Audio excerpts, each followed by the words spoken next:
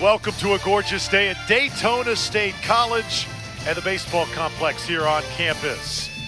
St. John's River State has come to town. The Falcons hosting the Vikings. And we're thrilled to have you along for the ride here on the Falcons Athletic Network. Drew Felios alongside Ted Sofianos. Ted, this should be an awesome afternoon of baseball. I tell you, like outside, this is heating up to be a good one. St. John's with a 31-13 record. I mean, they're looking pretty good, but again, this is not the most important game for the Falcons, but that's coming later. Daytona State with 3 conference games left, so the regular season winding down, hoping that they can find a spot in the postseason, still tied for that 4th spot. Hopefully that holds up. We'll be talking about that a lot more in the next few hours. For St. John's River State College, Raymond Gonzalez leads things off. Joey Bellini hits second, followed by Kerry Carpenter and Nick Romano. Justin Farmer's in the 5-hole. Pablo Cedeno, Riley Wash, and Francis Filament hitting 9th, the shortstop.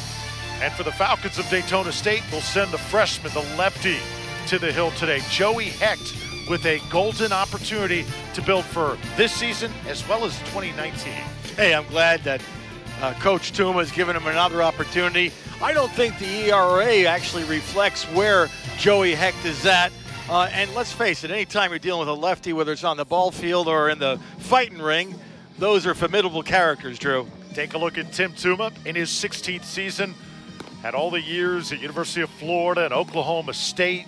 Went to the College World Series with both of those teams. Does great things on the field with this Falcons baseball team. Also off the field, academically, they have been stellar over the past year, a 3.8 team GPA. I mean, what does that say about Tim Tuma's philosophy? Scholastics first, gang. That's what he's trying to say. And not only is his recruitment, I mean, for the last 15 years that he's been here, I know Tim personally as well. Great guy, great coach to be around. All right, let's take a look at the Falcons defense and who Joey Hecht will have behind him here before we start. Let's take a look at the outfield. Pressetti, Thigpen, and Lovelace out there. At third base, Jack Nagy. He is a superstar. Dustin Baber at short, Trent Taylor at second, Alan Burnsett, the first baseman, and KG Parkhurst has had a great year behind the plate. We are underway here at the Falcons baseball complex, and the first pitch, a ball outside to Raymond Gonzalez. Joey Hecht wants to work very quickly here today. He also wants to get ahead in the count and stay that way, Ted. Yeah, notice, what has he got, about 7 seconds, maybe 10 between each pitch already? That's a fast pace. That one just misses. So 2 balls and 1 strike.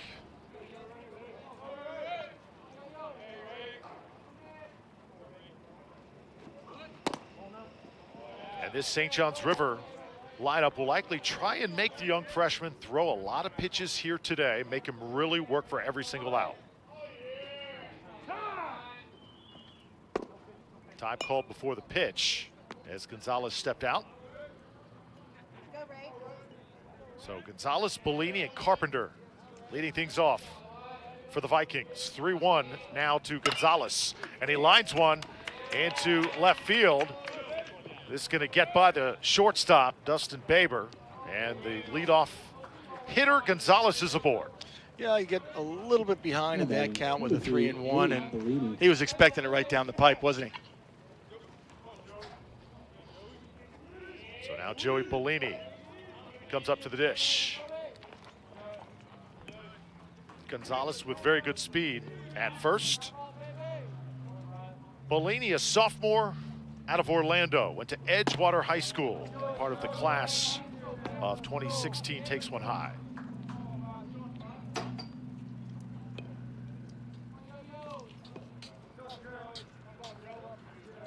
Good size, 6'2". And takes one low, and already Parkhurst will head out and just settle his pitcher down. Imagine what must be going through the mind of Joey Hecht. 30 innings pitched this year, but rarely gets a start. Now is the opportunity. You want to seize it, Ted. That's right. I think he's got averaging a strikeout per inning, which is certainly not too bad.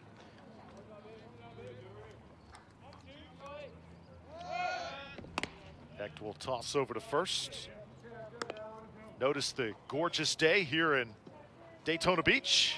On the East Coast, not a cloud in the sky. It is just impeccable weather. Perfectly manicured field. Give it up for those groundskeepers. That's in there for a strike.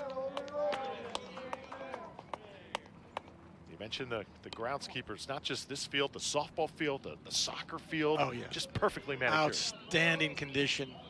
Hats off to those who are taking care of those issues for the landscape. This is going to be chopped into right field. See if Lovelace has a play over there. And the ball is going to fall foul. Not by much, though. Just kind of twirled a little bit outside the foul line. Daytona State dropping a game yesterday to Santa Fe by a 12-3 count. Mentioned those wins, though, on Saturday and then on Monday against Jacksonville and Lake Sumter, respectively. Both by a count of 5-4. A great job by the staff of the Falcons, Kyler Adams, Zach Bryant, both getting it done. 2 strikes now to Bellini, and he'll line this one into center field. Thigpen racing in. Can he make the catch? Yes, he will. There's one away. Calls off the right fielder. Well done. Center fielder gets choice. Good job by Thigpen. That's what Joey Hecht wants to do today. Just go ahead, throw strikes, let them put it in play, let your great defense make plays behind you. Yeah. Now I'm enjoying his pace. As the pros looking to the advent of now basically a timer on pitchers in the big leagues. Throw it down to second, and runner's going to be safe there as Gonzalez slides head first. A successful stolen base. But this type of pace only is going to bode well as they look to change the rules in the major leagues. A lot of talk about that, making it either a 20 or 30-second rule in the big leagues for the pitchers. Certainly will speed up the game. I'm hesitant to watch a 4-hour game, Drew. And the Falcons look like they want to put Kerry Carpenter on base. Carpenter swings a mean stick in the 3-hole, so interesting strategy there. You got a lefty against a lefty batter, which is usually a tough, a tough way to look at it. The left arm's coming at you, and you're on the inside of the plate. So obviously, Tim knows that. Tim Toom, the coach, he knows that he must have been a formidable batter, and they push him down the first base line. Now, Coach Tuma did tell us today has the chance to be a high-scoring affair. Romano now at bat. He takes a strike. Nice inside curveball there by Joey Hecht.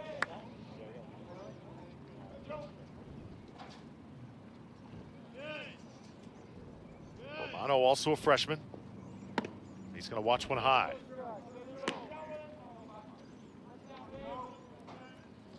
Romano out of Tampa, Hillsborough High School, class of 2017. Got some good size on him. And 1-1 pitch now to Nick Romano. He watches this one high. When I talk about Hillsborough High School, you know who went to Hillsborough High School? Drew, please. How about the great Dwight Gooden, formerly of the New York Mets, Hillsborough High guy? How about also Gary Sheffield, another Hillsborough guy? Whoa, turning out the talent. Loved Gooden back in the day. My first game, Drew, 1969. I was watching the Mets play. I think that was their first season, if I remember correctly, and they ended up going to the World Series. And I stayed a Met fan, went to the park with my dad, some, popcorn and a hot dog, and I never forgot it. Wow. And I've been watching the Mets ever since, which Dwight Gooden stayed for a long time there. Check back at second base. Yeah, Dwight Gooden, when he came on the scene at Hillsborough High School, he kind of took the whole city by storm. But there was another hurler by the name of Vance Lovelace that was throwing in the high 90s as well as a high schooler. So, I mean, that began really the baseball tradition coming out of that Tampa area. And guys like Tino Martinez from Jefferson right down the road, and Luis Gonzalez as well would follow immediately after that.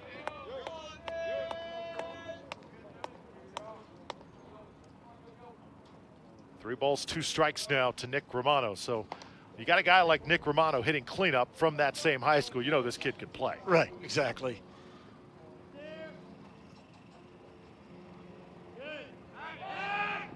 Check back to second. Gonzalez quickly back. Vikings are employing good communication right now. Make sure they're talking to their second base runner. Joey Hecht, nice delivery. This one is lined to center field. Thigpen should be able to take care of this one. There's 2 down. They try and tag up to third, and a good job by Gonzalez on the base pass. So a runner on third base now with 2 outs. Now batting, number 5, Justin Farmer. So now Justin Farmer will come to the plate. Yeah, I believe Baber cut that throw off rather than let it get to Jack Nagy. Justin Farmer out of Riverview. He's also a freshman. Now watch a strike. I like how Joey Hecht has settled down here in the first. Yeah, after that first couple of batters, he's got not a full plate right now, but first and third, got to monitor that.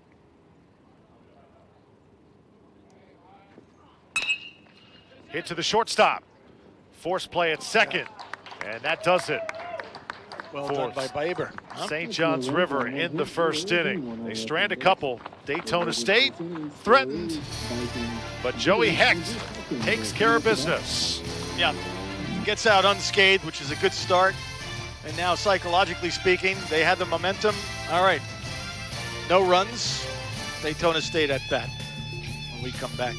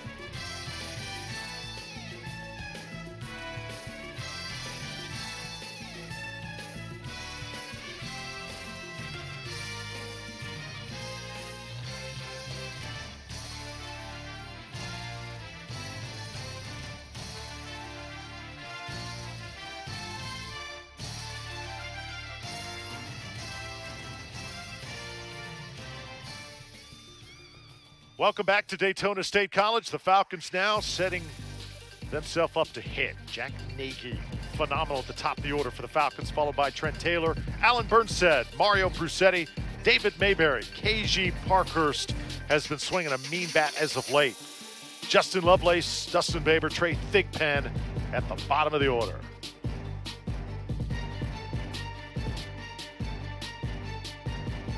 Meanwhile, Jason Hurd getting the ball, the right-hander today for St. John's River. He's a sophomore, good size, pretty nice fastball. He's got a nice cutter as well. So Jack Nagy leading off for the Falcons, and he takes strike 1. Ted, I know you haven't had many chances to see Daytona State baseball this year. This kid, Nagy, at the top of the lineup, so fun to watch. He brings the Pete Rose, Charlie Hustle type mentality to the Falcons. He never slows down. Number 5. He's got that tomato can look to him. He likes to crowd the plate, as you were just mentioning, as Pete Rose used to love to do, intimidate the pitchers. Oh, strikeout there. Nagy hustles back to the dugout, and that shows you the stuff that Jason Hurd has. I told you about that mean cutter. I was not kidding. He painted the outside corner on that. Jiminy Cricks.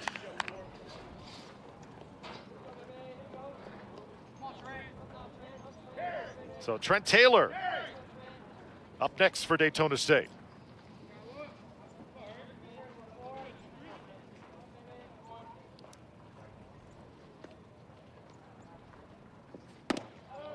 Taylor watches one low. Trent hitting 280 this year. And it is routine to watch Trent maybe try and lay down a bunt. He's got tremendous speed. Once he gets on base, he can be a real disruptor. Swings away this time and pops one up. Oh, this one confuses the defense and kind of got caught in the wind a little bit as well. Yeah, you don't see it in the trees as much. Well, now you do a little bit. Interesting, though, that was 1 foot out, and Big Ben was hustling. Yeah, that ball nearly dropped fair. And if it would have, Trent Taylor would have had possibly 2, maybe 3 bags.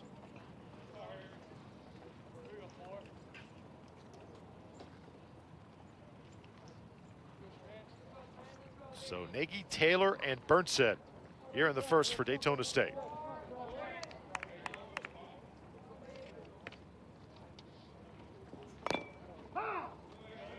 Got a piece of that one.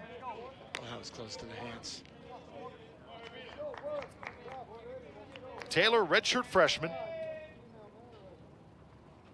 If he just puts it in play, he's got the ability to beat it out, even when he hits it in the infield. That one just high.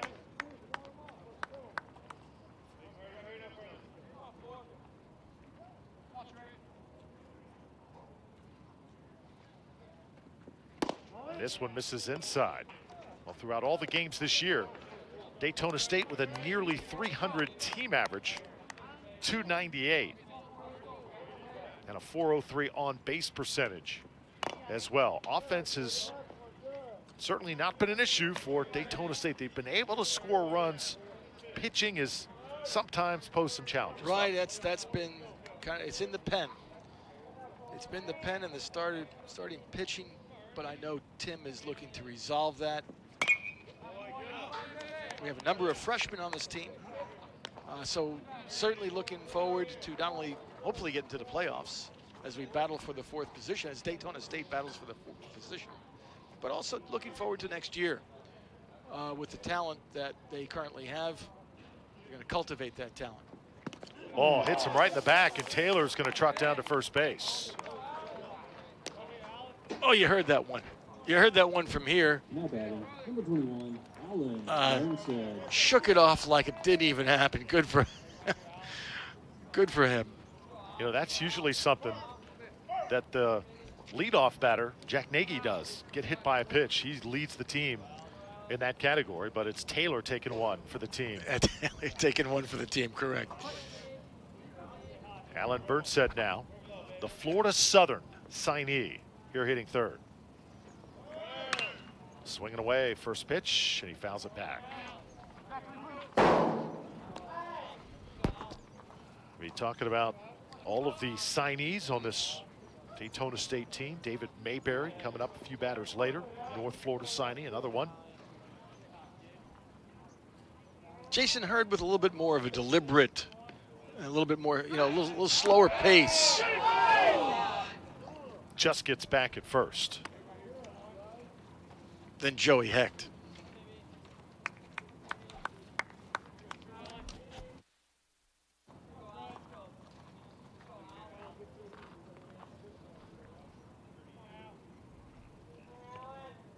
Alan Burnset hitting 270 on the year. Gonna pop this one up. And this is playable. Francis Villeman makes the catch. There's 2 away. Now batting, number 20, Mario Crisciuti.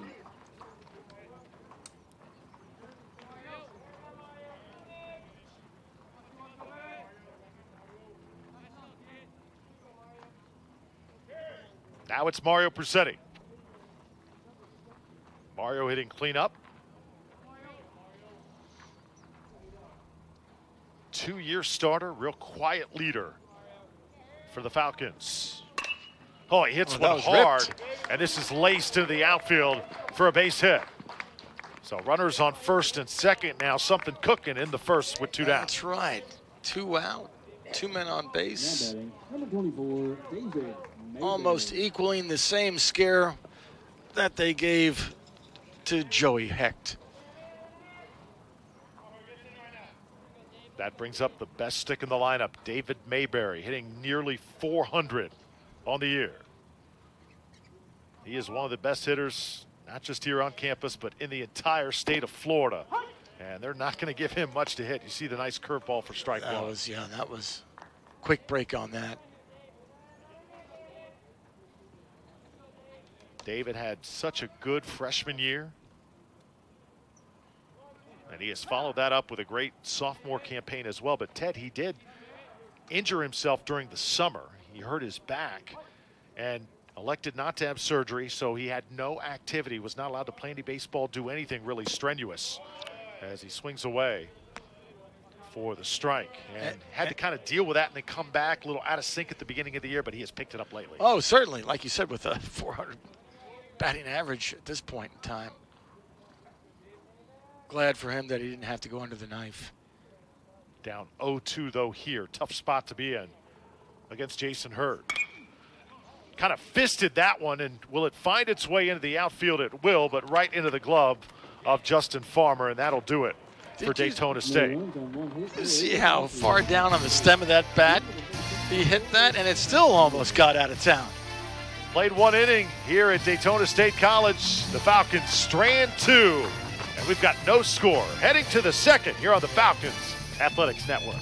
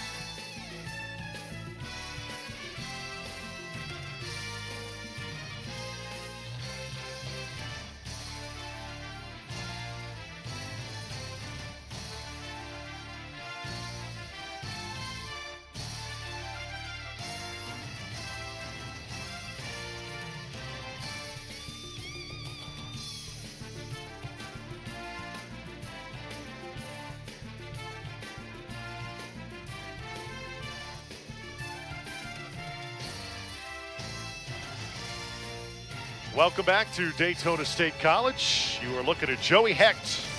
Today, the Falcons starter.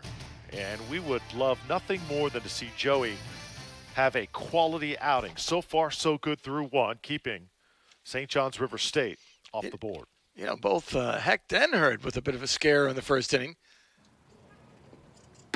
But certainly no blood. 0-0. Top of the second. Pablo Cedinho to lead it off. And Cedinho watches one high there. Pablo out of Lyman. Sophomore this year. Really good bat speed. And he'll take 4 straight. 4 straight. Little issue with the control there. Almost the same way he started out the first inning.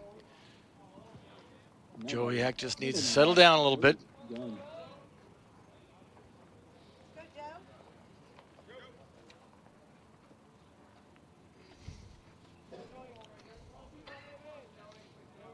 Baber came out, talked to him a little bit, tried to settle him down. St. John's River, not really a weakness anywhere in this lineup. Riley Wash now stepping in. See Wash wearing the shades out today. It is a very bright day. Actually, this is Joe Gunn hitting for St. John's River. So an adjustment made in the 8-hole. And it is Joe Gunn, 5'10", 195 pounds, out of Newcastle. And Parkhurst will come and visit Joey Hecht for the second time.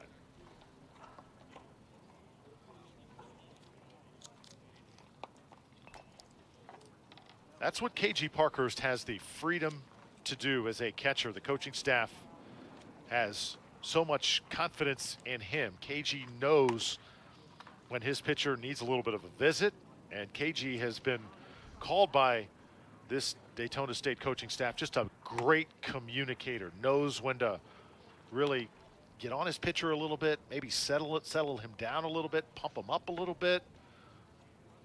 That catcher-pitcher relationship so important. Oh, extremely. And as you know, you got more pitchers than you have catchers on any team. So catcher's got to make friends with a number of guys.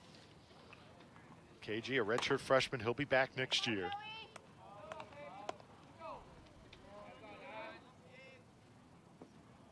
Gunn takes another ball. That one looks like it was really close on the inside part of the plate.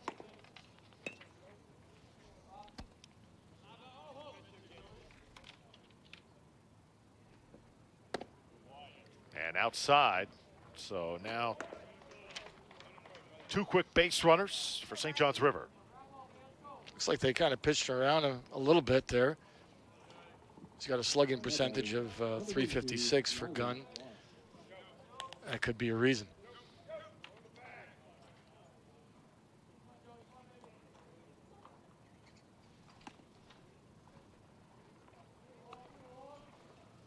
So this is Riley Wash now coming up to the plate for St. John's River. Wash in the 8-hole and takes a strike.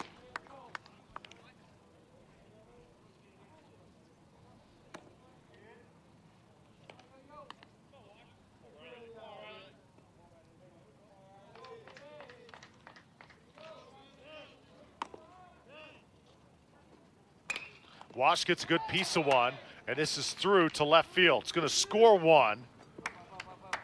As Cedeno comes around to get the first run of the game for St. John's River. That was hit like a frozen rope. Tough to field that one. And the runners advanced first and second. Number 3, Francis Willis.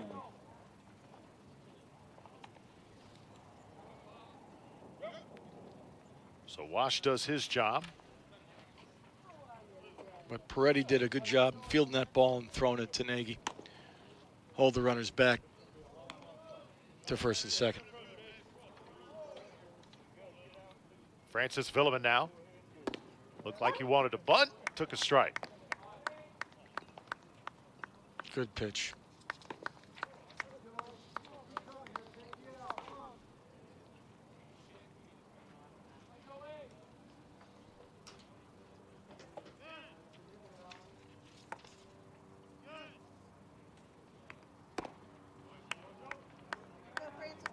Big swing and a miss for strike 2. I'd say this is a really important out for Heck to get, because Villeman, the bottom of the order, you got the top of the order coming up next. Yeah, and you got no outs right now. Villeman down on strikes. Good job by Joey Hecht. Well done by the Falcon. Joey Hecht to get him swinging on that. Actually, that was off the plate as well.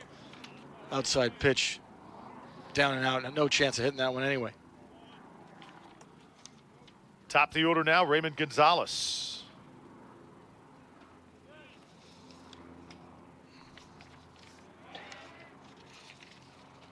Check back Joe Gunn, second base.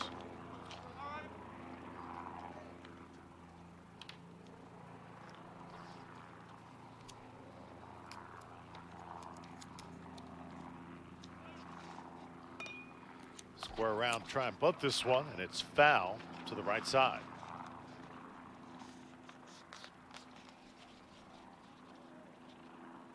So Gonzalez and St. John's River trying to keep Joey Hecht on his heels here for Daytona State.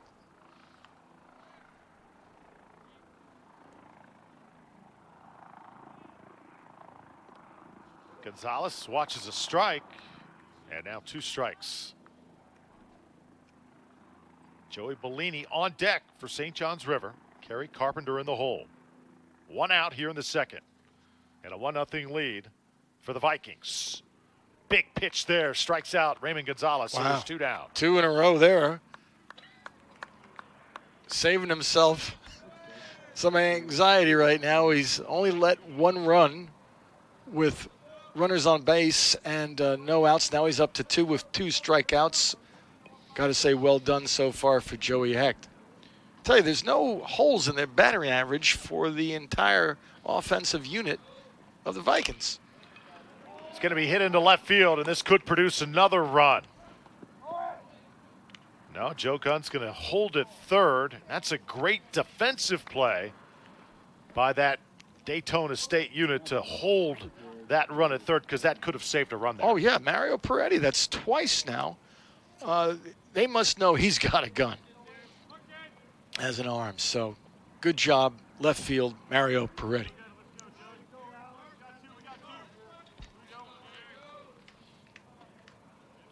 Joey Bellini at first. Here's Kerry Carpenter now. Carpenter, remember, this guy was intentionally walked last time he was up. And what do you know? Now he comes up with the bases loaded. You cannot walk him here. You got to pitch to him. Dangerous situation to deal with here if you are Joey Hecht, but Hecht's going right at him. That was nice, keeping it off the plate a little bit on the outside, high.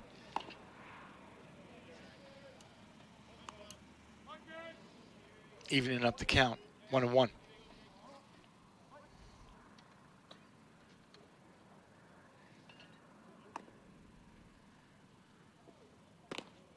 Oh, nice pitch, just a little bit high, and Carpenter didn't like it, laid off it, and it's strike two. Questionable, but that's one of those times when you say hats off to the ump.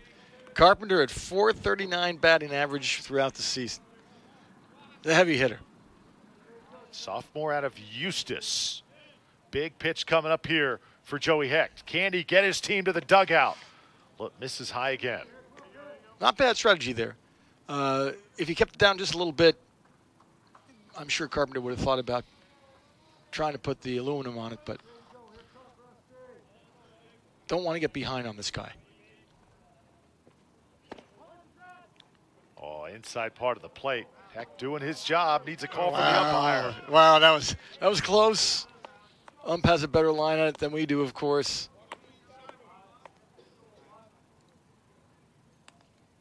And now the most important pitch of the game thus far. 3-2 to Kerry Carpenter. And he lines it. And this one is a force is on. He's out at second. And that should do it. The Falcons get a big defensive play with the bases loaded to get Joey Hecht out of a jam. Oh, that was amazing. Actually, I think he was safe. They called him safe at second, threw him out at first as Carpenter was trying to make his way down. So heads-up play right there. Here's the replay. Hit hard. All they needed was the forced hole. That was very he did call close. him out. But the ump did on second base call him out right away. But Dustin Baber continued the motion and then threw out at first base and connected with Alan Burnson. Falcons need some offense. They'll try and get it when we return. 1-0 your score through 1.5.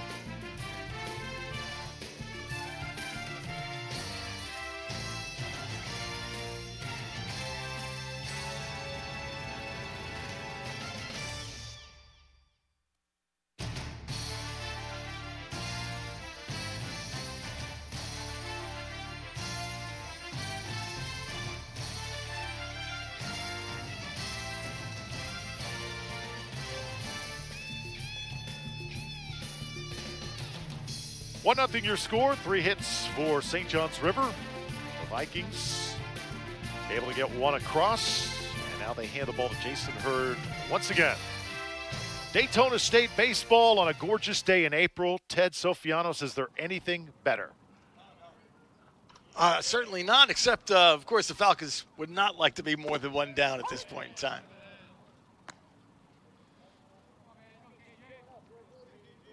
So KG Parkhurst leading things off in the second. Redshirt freshman. And takes one low. Parkhurst a little bit over 300 batting average. Great slugging percentage, over 500. Certainly a good prospect. Good recruit by Tim Tuma. Big swing right there.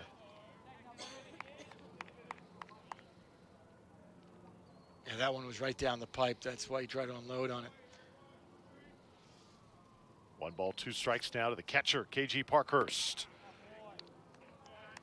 Parkhurst, I love his story. Ted came in last season here to Daytona State. Wasn't physically quite ready to start. Coach Tuma said, hey, why don't you redshirt? Spent a year getting his body ready to play baseball, and it has paid off as he's hitting over 300 here in 2018. No, good move. Certainly, when you think about a red shirt, you're still getting your academics out of the way, and you might take the 4.5-year plan for some of them. Yeah, sometimes it's got to be difficult for some of these youngsters who were superstars in high school to come into the next level and have to take a step back. Oh, a great pitch by Jason Hurd for the strikeout, 1 away. But that red shirt year, we hear it so much used at the Division I level and can also be used at the junior college level as well. Sure, I was a red shirt freshman at Southern Connecticut State College. What sport? That would be soccer. I redshirted, and then I took the 4.5-year plan. Can't say that was good according to my wallet's diet, but worked out in the end. A couple of low calls right there by the ump, calling some low strikes. It's funny, the personality of the umps. That strike box certainly moves around just a touch for each and every one of their personalities, and you just have to get in tune with it real quick. There's no real standard. I mean, there's, of course, a standard, but they all have that ump that might call the higher strikes or the low strikes, and how they paint the corners as well. J.C. Lovelace lifts one to right field, and it's going to be caught by Kerry Carpenter out there. There's 2 away. So quick 2 outs by Daytona State, and now Dustin Baber in the 8-hole will come to the plate.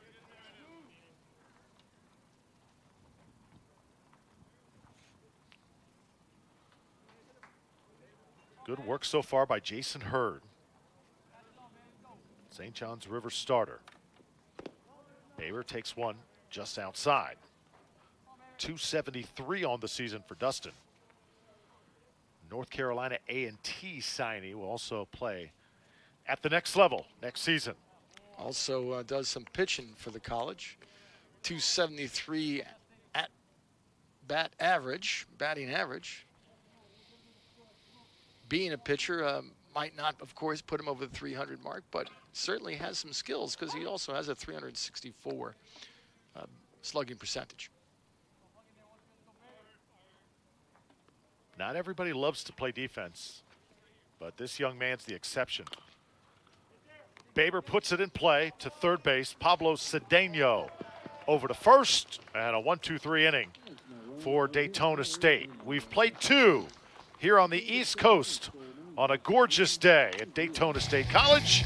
St. John's River coming up once again with a 1-0 lead.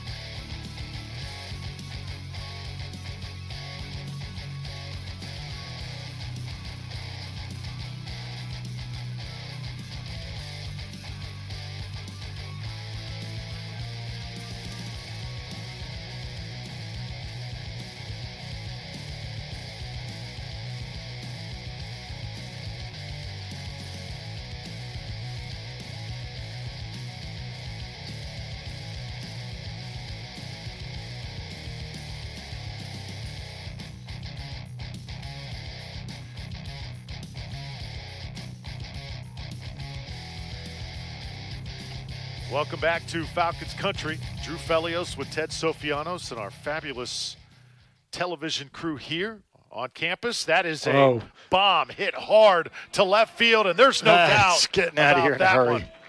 Leah left the park quickly as Nick Romano, the freshman, unloads with the first home run of the afternoon. Wow. Wow, that was only in the park for a few seconds. Romano, 324 batting average, 658 slugging percentage. Sorry, the slugging percentage doesn't count for that one. Nobody was on base, but my goodness.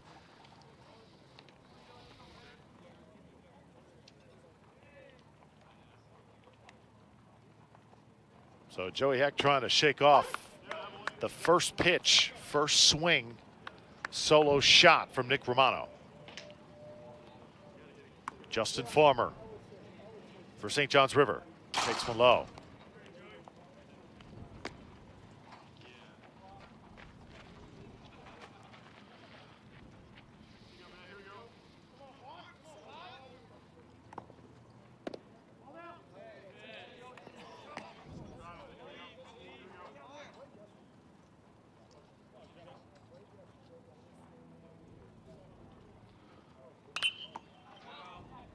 Pop this one up out of play. And Joey Hecht, as we continue to watch him work, Ted. He's a freshman out of Ohio, and Coach Tuba says he is probably one of the smartest young men who has ever come through this program in the classroom, and just philosophically the way he thinks about everything. And sometimes he says has the tendency to think a little bit too much, trying to get him to just simplify things on the mound and just go ahead and pitch. I think that's what we're seeing young Joey do here today. Yeah, and sometimes, using too much of the cerebrum can then turn into a perfectionist, and when you start to do that, you can't place it where you want all the time, and any pitcher will tell you that.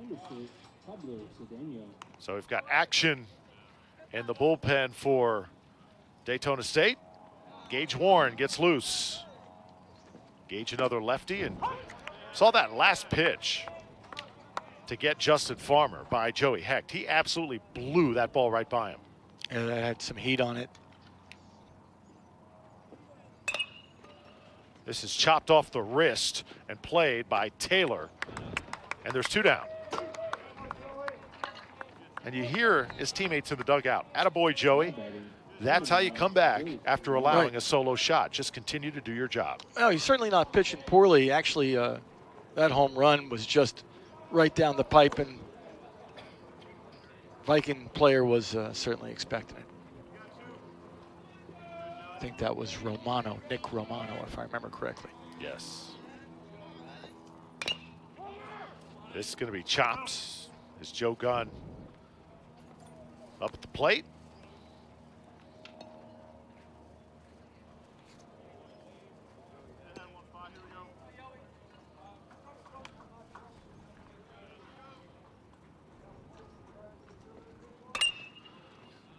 Ball chopped to the right side and foul.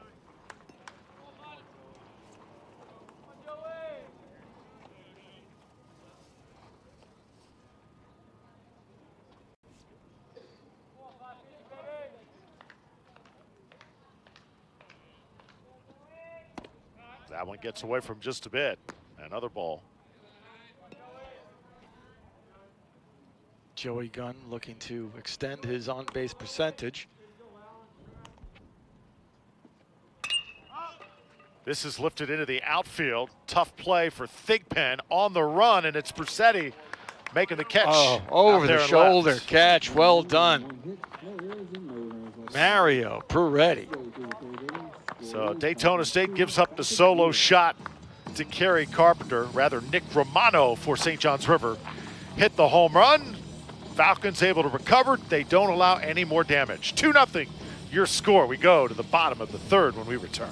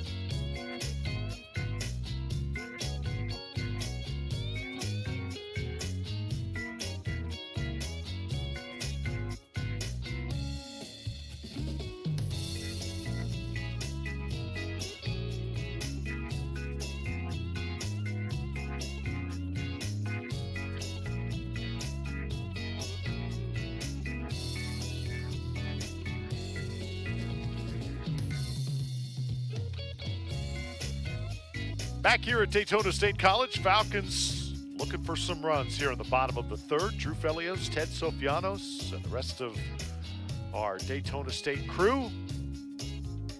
Hey, the camera crew's doing great work thus far. Keep it going, gang. Pictures on this gorgeous day. I know for WDSC TV, this is either the second or third men's baseball broadcast.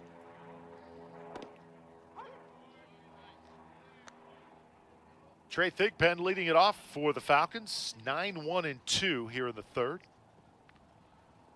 Yes, this is the second baseball broadcast we've been able to bring to you on WDSC TV. Also had a couple softball broadcasts, basketball as well. It has been just an awesome academic year, Ted, and you know, it's incredible how quickly it went by, and I cannot believe that this is actually our final broadcast of the 2018 academic year. That's a base hit for Thigpen.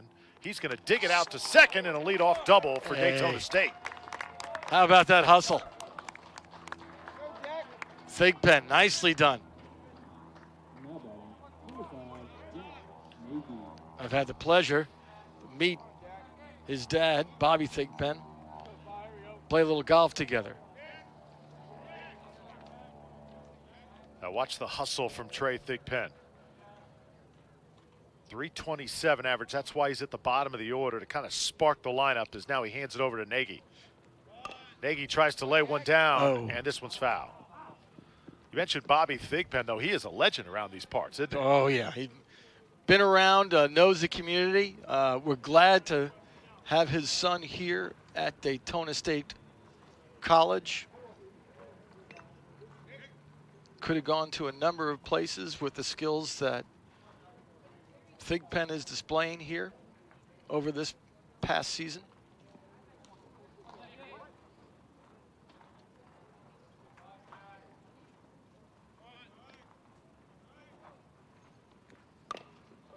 Lay this one down. Nagy, this one is fair, fielded, and thrown over for the out. So Pablo Cedinho makes the play, but that runner, Thigpen, over at third now. Well executed bunt there. Number 4, Trent Taylor.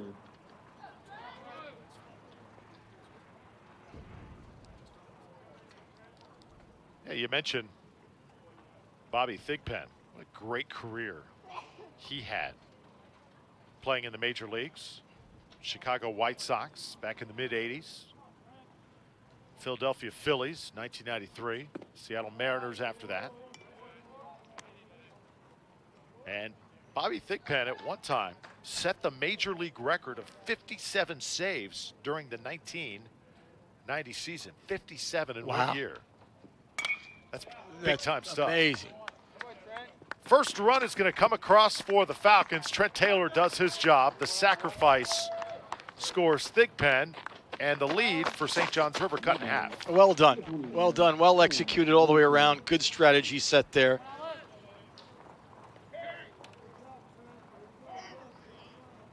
And it all started with an extended double by Trey Thigpen.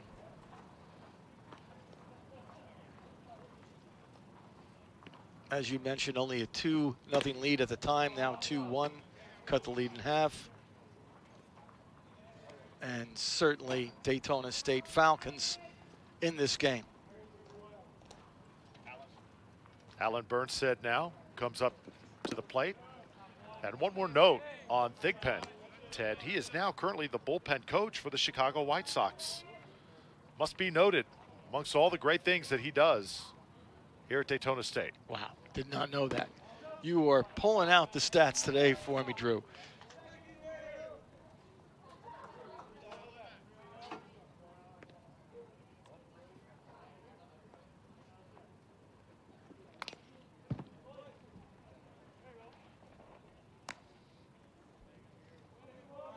Good work so far by Jason Hurd. Alan Burnstead here with 2 outs, nobody on. Burnstead is the son of a high school baseball coach, Middleburg High School, and plays like a coach's son. Obviously, this young man got involved in this game of baseball very, very young, and you can see his skill, his eye-hand coordination, the way he reacts to every little thing.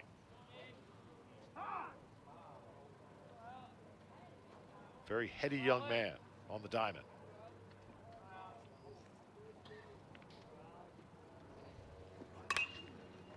Pops this up. Romano had to move a little bit, but eventually made the play, and that will do it for Daytona State. The Falcons able to get one in the third, and we've played 3 here in Daytona Beach. 2-1 your score. To the 4th inning we go on the Falcons Athletic Network.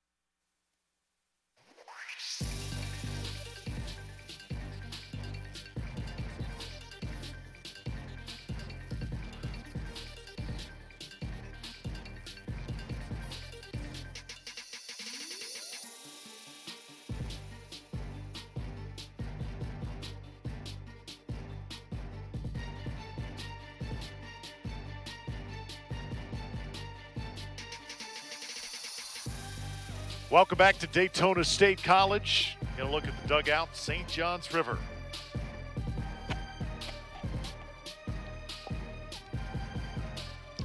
St. John's River coached by Ross Jones. And they've got a 2-1 lead over Daytona State here in the 4th. Even though they got the bullpen a little active, they've left Joey Hecht in. Again, he's gotten out of some trouble, but certainly at this point, being 2-1, it was the first innings, the first couple of batters of each inning where you got behind on the count. This particular inning, top of the 4th, 1 out. That's a bit of a difference there for him. Maybe give him some confidence for the next batter.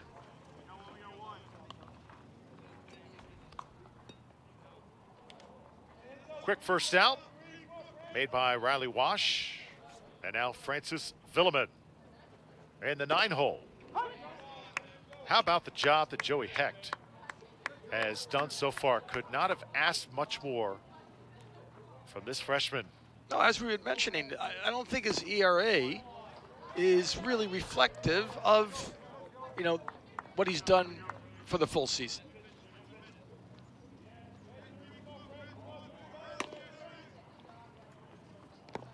Villeman watches one low, and that's kind of how the game of baseball is also. Times when you struggle and you think you're at your lowest point, it turns just like that, and it happens during good midweek games when players are given opportunities just like this. So very true. Hecht is taking advantage of it. So very true, Drew. Ergo, the slump. You never know when it's going to end, but you do come out. That's an eventuality. 2 strikes now to Villeman. Oh, great pitch. Hecht rings him up, and there's 2 quick outs here in the 4th. Wow. I mean, there wasn't a bad pitch in that set. Everything just painting the corners there. Right now, if you are Tim Tuma, you love what you were seeing from your young freshman. Top of the order now. Raymond Gonzalez struck out his last time up. Gonzalez, a speedster. He's got quickness.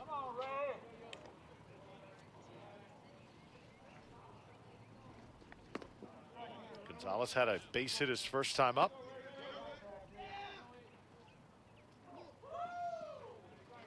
Had a K in the last inning. See how Hecht deals with him here. Oh, nicely done. Strike. I think Gonzalez was taken all the way there.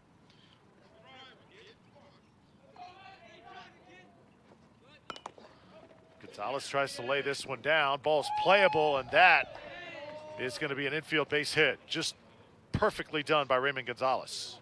Yeah, unexpected. Caught him on their haunches. Number 2, Joey Bellini.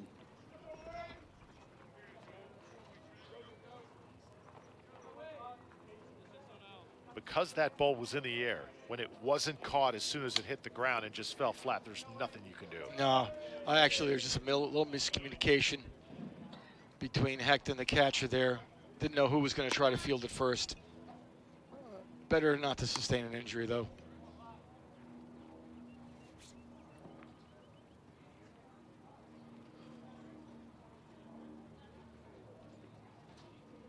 Joey Bellini. Here with 2 outs, Kerry Carpenter is on deck for St. John's River. 2 out, man on first. Not like the pressure situations that he was in the previous innings. Big strike. Gonzalez digging to second. He has got tremendous speed, doesn't he? Yeah. As I was mentioning before, when he first stepped up the plate, he's a speedster. Great on-base percentage as a leadoff hitter on the first spot.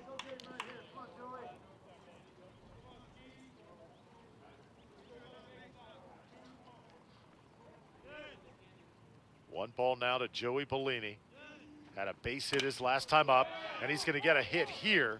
This is into left. Gonzalez going to make the turn, and St. John's River adds to their lead. That is a big play here in the 4th.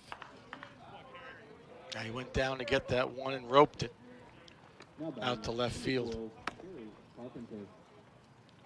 Second hit of the day for Bellini. So a 2-out rally possibility now for the Vikings.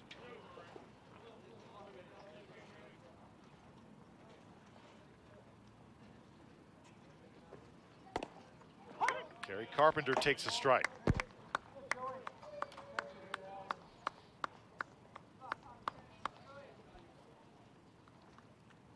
Yeah, the only time Joey Hecht has gotten in trouble is when he's thrown a pitch right down the pipe. That one a little bit inside, Wow. and it is pulled to the right side by Carpenter. Extra bases for sure. Here comes Bellini with the 4th run of the game for St. John's River. A 2-out double by Kerry Carpenter, and it's 4-1. Hey, you can't complain about that pitch. Hitter made a good hit, and Joey Hecht actually made a good pitch on that one. Now batting, number 17, Nick Romano. Here's the replay.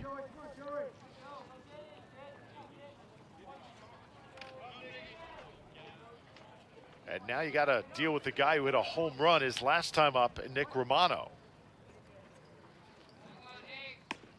Now I'm going to assume the bullpen's back up and firing away.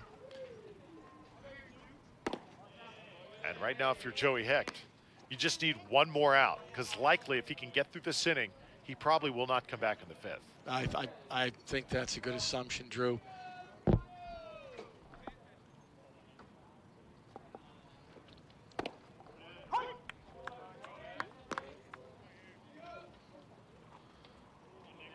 Nick Romano sacked fly his first time up, and then the solo shot and the 2nd inning to get his team on the board.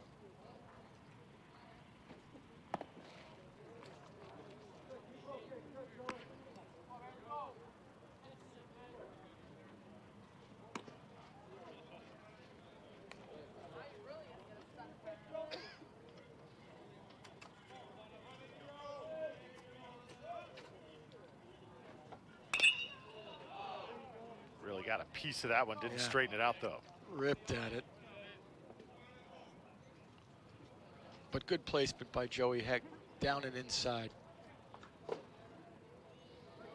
End up going golfing for that one. That's why he pulled it. Justin Farmer now on deck. Pablo Cedinho in the hole.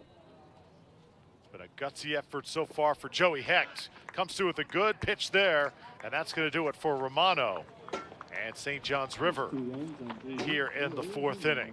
But again, the bat's alive for the Vikings. Alive and well.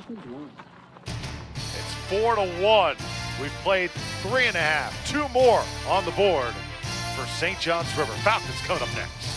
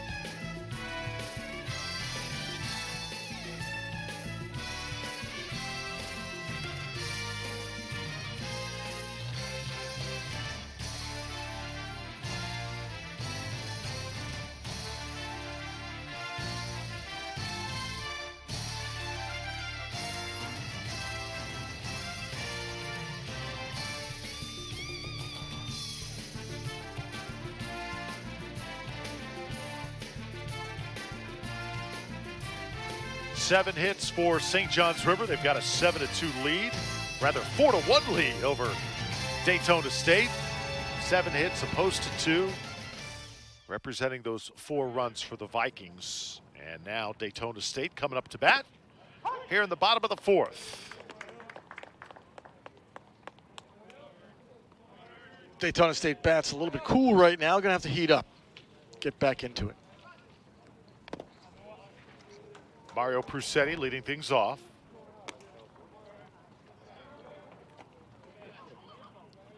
Prusetti had a base hit his last time up. 302 average. Increased after that last hit. This one sent into left field and a drop right in front of Raymond Gonzalez. So Prusetti 2 for 2 today. Yeah. Now batting, number 24. Not only a good, 310 average, but his slugging percentage over 450, 460.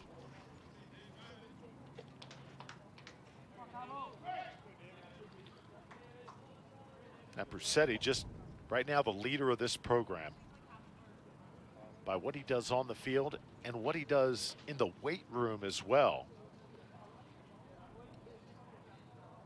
One of those locker room guys that is invaluable to a team is Mayberry. Fouls went back. Coach Tuma says that Mario Prusetti, his value in situations like that, Ted, is just invaluable. What he does, boosting a team's morale, keeping everybody together. Showing those leadership qualities on and off the field. An exemplar for the team. David Mayberry, 5-hole today for Daytona State.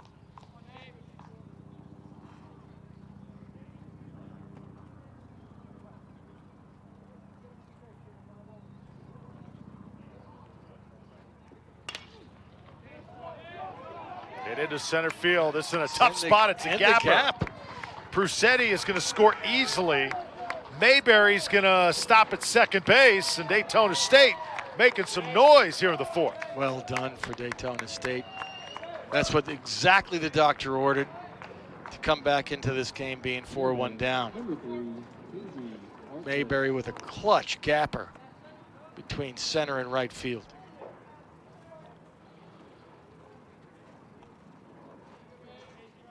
David Mayberry delivering big for his team. And that average of nearly 400 just got another jolt to it. KG Parkhurst now with Mayberry on second. Ball gets away, and advancing to third base is Mayberry. I think that Jason Hurd might be just a little bit rattled with the start of this inning. No outs, a run's in, got a man on third, wild pitch.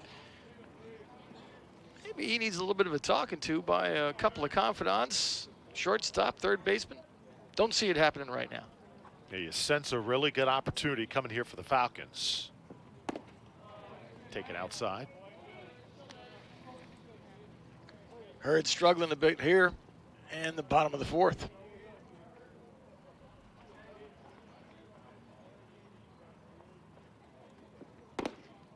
Oh, nice pitch there from Hurd. And he threw the heater right down the pipe.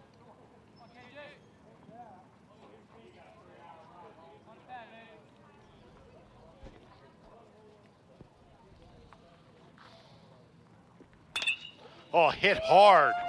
And this one's got a chance. Left center field, the catch made by Justin Farmer out there. Mayberry going to dig in and easily tag up. It just hung in the air just a bit too long. Good job, though. KG Parkhurst with the sacrifice fly to score David Mayberry, and Falcons right in this thing at 4-3. They're looking good, and I think they've shaken up Hurd just a bit.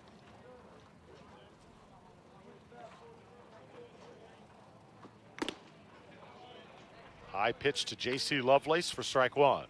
Ooh, that had a little bit of fire on it, that one.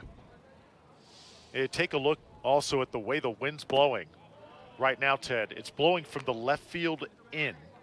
So when that ball was hit, I think you're right, it died in the air. Otherwise, on a day where the wind's blowing out just a little bit, that's a home run. Exactly. If he sliced it a little bit to the opposite field maybe as well. There you see those flags blowing. Gusty winds here. The wind has picked up just a little bit throughout the afternoon. And you know, Drew, I'll take 78 on a baseball diamond anytime. What do you say? That's almost beach weather. Maybe it is. You know, 68 is beach weather for my Canadian friends, that's for sure.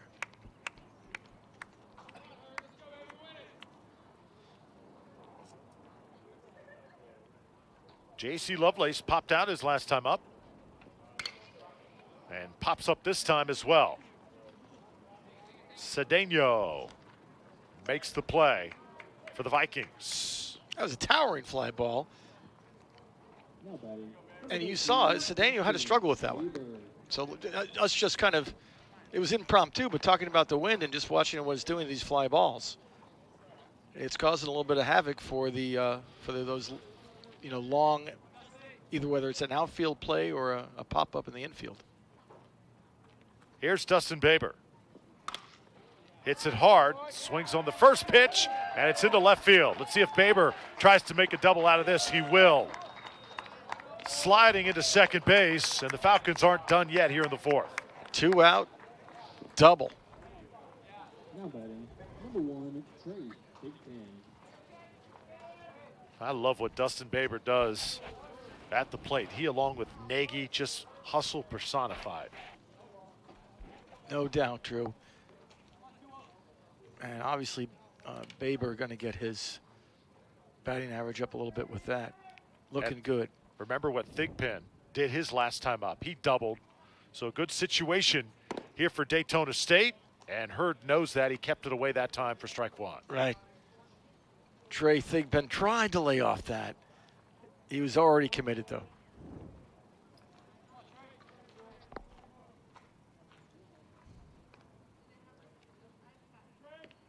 Top of the order coming up next. That was well done by Riley Walsh.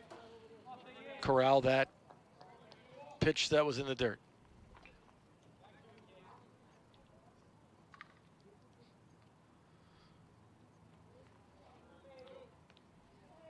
Baber on second base, Thigpen at the plate.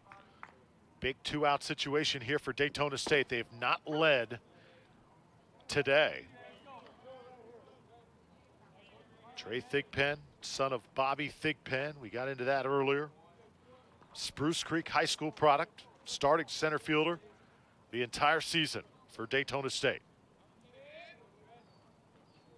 Good situational hitter. Let's see if that pays off here. Just got a bat on it that time and stayed alive.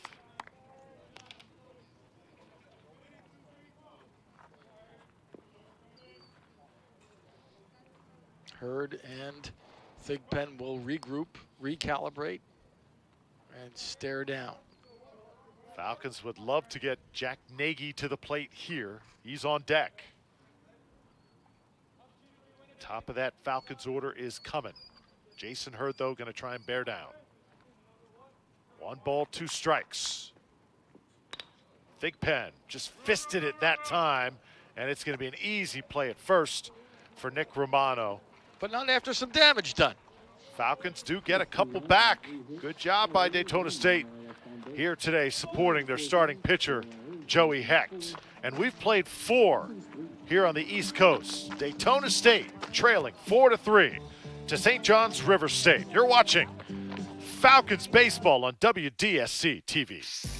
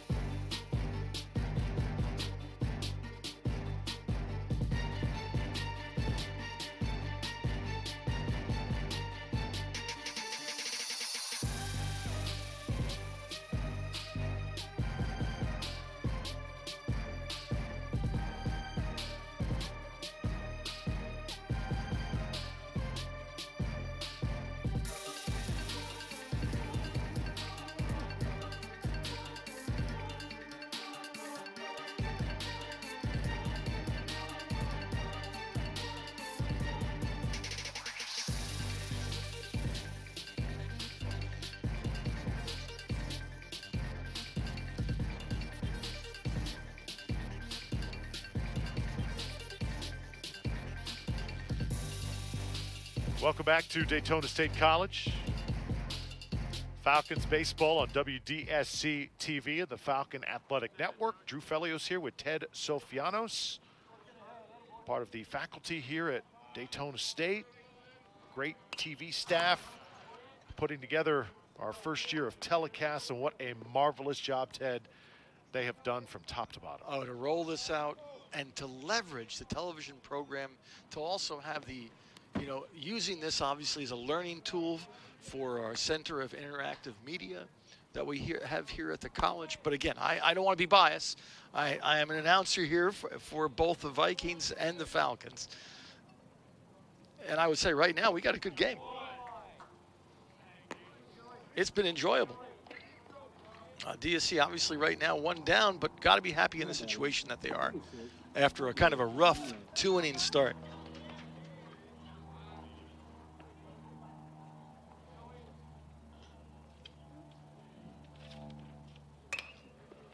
This one's hit into left field. Pablo Cedinho lifting it, but Prusetti there to make the grab for the first out.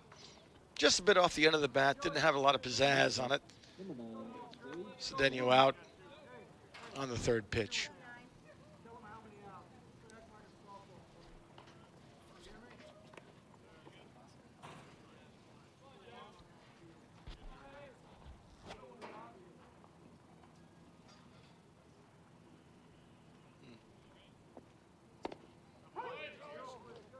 Here's Joe Gunn.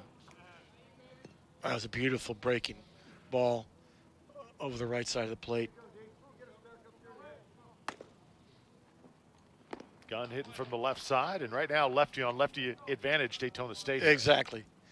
And with the first pitch, and you were mentioning his smarts, his intelligence as a pitcher, you see how that first pitch just set up the swing, a miss for the 2nd pitch. Well done. Went right after him that time in a very quick inning, the quickest for Joey Hecht. And Daytona State, as he strikes out Joe Gunn. Gotta love the effort of the freshman, Joey Hecht. And Daytona State trailing by 1 run. To the bottom of the 5th we go next.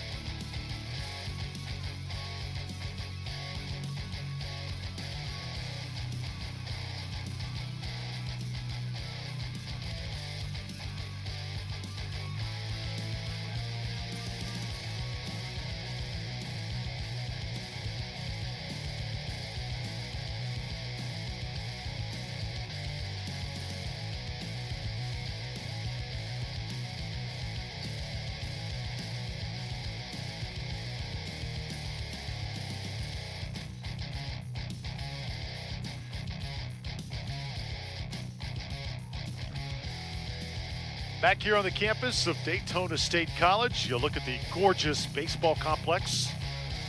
4-3 your score, St. John's River over Daytona State.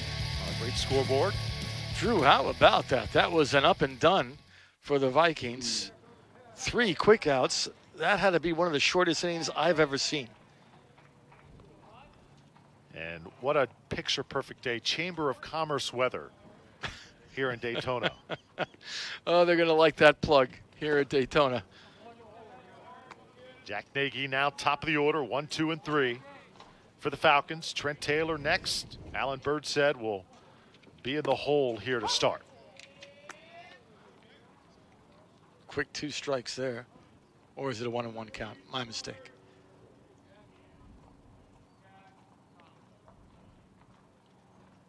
Nagy watches one low. You know, I'm going to savor every moment I have to say it's gorgeous weather out there, given what we have been through with Mother Nature over the past year. And I say that because the hurricane season, of course, not kind to the state of Florida and the entire Southeast, of course. Areas like the Bahamas and Puerto Rico ravaged by the Storms in the mid part of 2017, but that affected everybody, and it certainly affected what was done on campus this year. A lot of dates missed, practice times missed, everybody on campus having to adjust their mentality. Now, that's light compared to what some other people had to go through, but still, with the year and Mother Nature, it certainly has not been easy this academic year. Oh, sure. I mean, the Keys are still cleaning up. Places like Marathon. Good friend of mine owns a plumbing business. He hasn't been this side of the Orlando border. There's a chopper. Fielded by Cedeno, and this one is away, so Jack Nagy with his hustle going to be safe at first. Yeah, I was just mentioning as far as you know, work down there and still kind of getting through. Then you have some islands like Antigua, Puerto Rico, parts of Dominican Republic.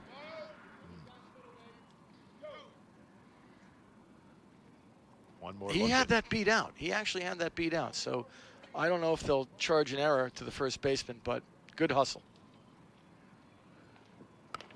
Square around and bunt it. Taylor gets one down. This is going to be another tough play, and everybody's going to be safe. Holy, perfect execution there. Very well done. And no outs. Now batting, number 21. Oh, that was beautifully laid down. Textbook bunt.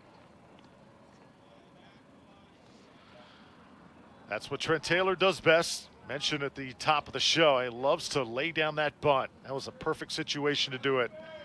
He disguised it so well, didn't he, Drew? Disguised it so well. That's why he caught the third baseman. Pablo Cedeno kind of on his heels. Riley Walsh comes up to have a chat with Jason Hurd. That's is that the first, Drew, or the second conference they have it? I think we possibly, I don't think we'll see a change here. I think they're going to let Hurd continue to work. No real signs of trouble. He's done a good job. It's Daytona State simply executing at the plate. Yeah, I'm surprised they don't have the outfielders. They got what? They got like 7 or 8 people in that conference there.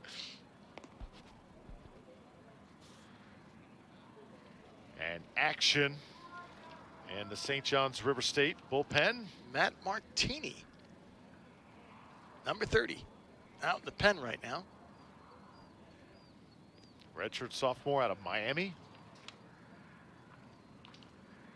And finally, the umpire comes to break this up. Ross Jones took as much time as he possibly could on that trip. Yeah, he milked that one. He milked the clock on that one. I don't blame him, though. Pitcher's in a little bit of trouble. Trying to cling to a 1-run lead, and Daytona threatening here in the bottom of the 5th. So this is Alan Burnset. Headed to Florida Southern. Strike one. Great pitch. Great pitch on the outside corner. Down and away to the hitter. .270 average on the year for Allen. See Nagy in scoring position. A big pitch there. Set him up. Set him up there.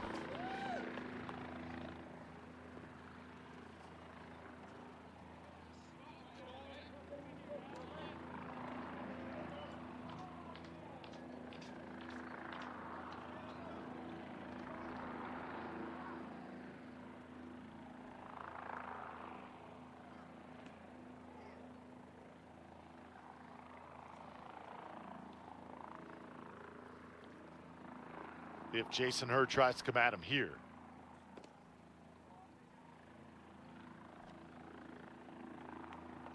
Good eye for Burnset there.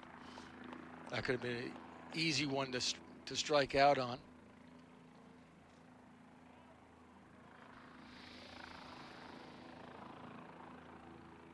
Counts 1-2.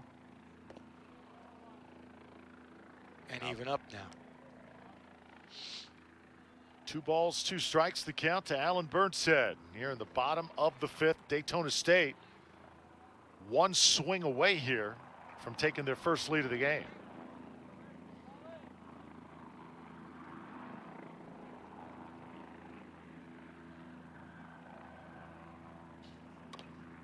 Burnshead puts this one in play. Cedeno on the hop over to first, gets the out just in time. Wow. Runners do advance to second and third. Just caught him. Great arm. Great arm from Cedeno.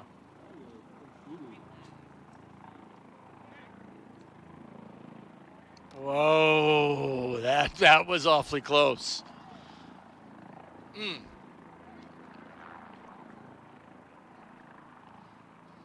Did not get much of an argument from Burnshead, the first base coach, as Prusetti now steps in. This is the guy you want at the plate. Mario, 2 for 2 today for the Falcons. So far, Super Mario, 2 for 2.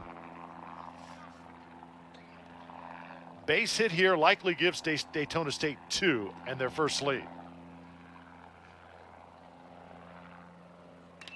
Prusetti hits one hard, and this one's through. Oh, that was a the gapper. tying run is in. Here comes the go-ahead run, and Daytona State has got their first lead of the afternoon. Lead. Prusetti in a clutch situation comes through. How about Mario Prusetti today? He has been sensational. Again, they're going to start calling him Super Mario. He keeps this up.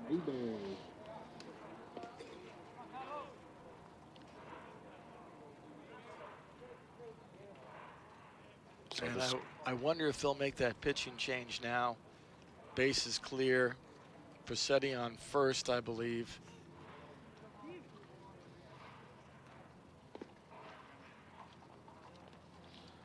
And I think you're right. I think the time has come for Jason Hurd. So that would be Martini, number 30, Matt Martini, who was warming up in the bullpen. I guess they'll open the gate and let him in. There's a replay. How about Prusetti? Just hit this one hard on the ground to left field. And there was no doubt. Yeah, he got enough bat on that to push it right through the gap between third and short. Look at Nagy sliding no matter what. Yeah. And so does Taylor. Good job. Good job camera work there. On the camera work, that was well done. So new pitcher for St. John's River State. It's going to be number 30, Matt Marini. Oh, it's Marini. You know what? I got to bring my glasses, Drew. It is. It's either tired eyes or old eyes. It's one or the other. How about both? Matt Marini out of Miami Columbus, class of 2015. His 3rd year on campus for St. John's River. Big right-hander. Hard stuff coming your way. Yeah, 6'4". Got some size to him. 6'4". An imposing figure on the mound. Tough to deal with. Well, Daytona State's been climbing uphill all afternoon long. They were once down 4-1 in this game, and they hesitated not at all, came right back, and now they've got their first lead. Yeah, and how about Joey Hecht? I mean, for a while there, I mean, a couple of conferences, didn't know if he was going to make it through, and I tell you, he's really come through those first 2 innings, really looking good. Coach Tuma has to be happy with the progress thus far this game.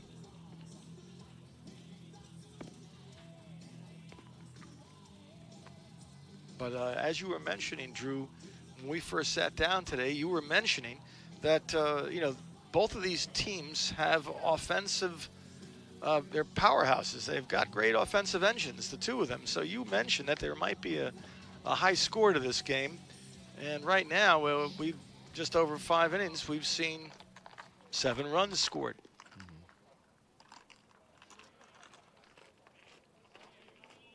Good time for David Mayberry to come to the plate. As Daytona State batting through here in the 5th inning.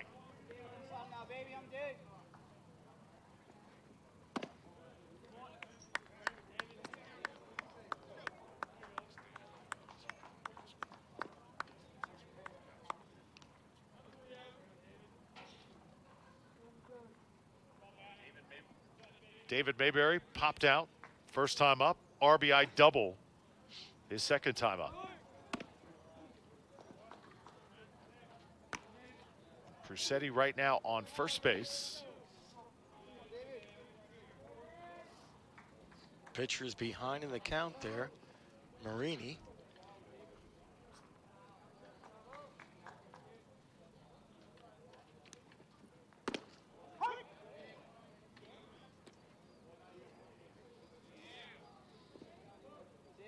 Good pitch there. Ump indicates 2 balls, 1 strike.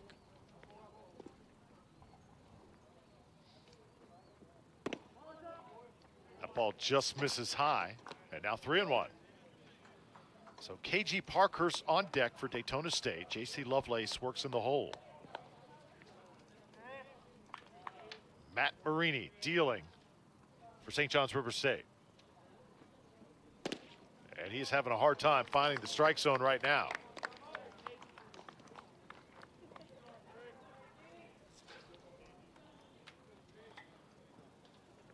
For the Vikings, this inning must seem like an eternity.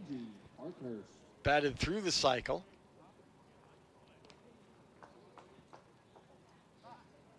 Knocked out Jason Hurd, and Matt Marini currently struggling for the Vikings. Another mound visit coming up for St. John's River State. Just wants to settle them down. Up. No, he's going to change him out. Matt Marini not happy with that decision by Coach Ross Jones, but Jones obviously wanted him to take care of business, and you can only, as your team has just surrendered the lead, you can't really mess around.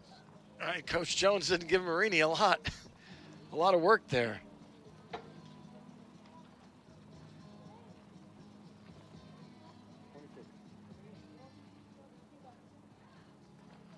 So they got Jagger McCoy, number 26.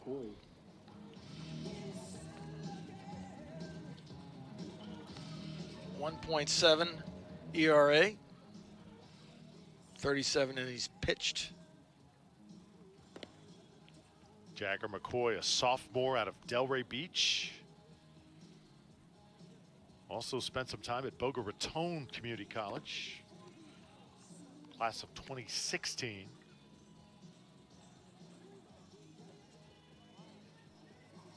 I will say that's the first Jagger I've ever seen. Never met a person whose first name was Jagger. How about Jagger Mick, McCoy. Mick That's Jagger. original. Mick Yeah, Jagger's yeah. second name, right? Last name, not first name. He also seems to be, just from the camera work here, an imposing figure on the mound at 6'1". Would have liked to seen a little bit more of Matt Marini. Unfortunate to see him get pulled after only facing two batters. Yeah, I think Matt was a bit surprised at the Coach Jones's move there. I don't blame him. I was expecting him to stay in for a little bit longer as well.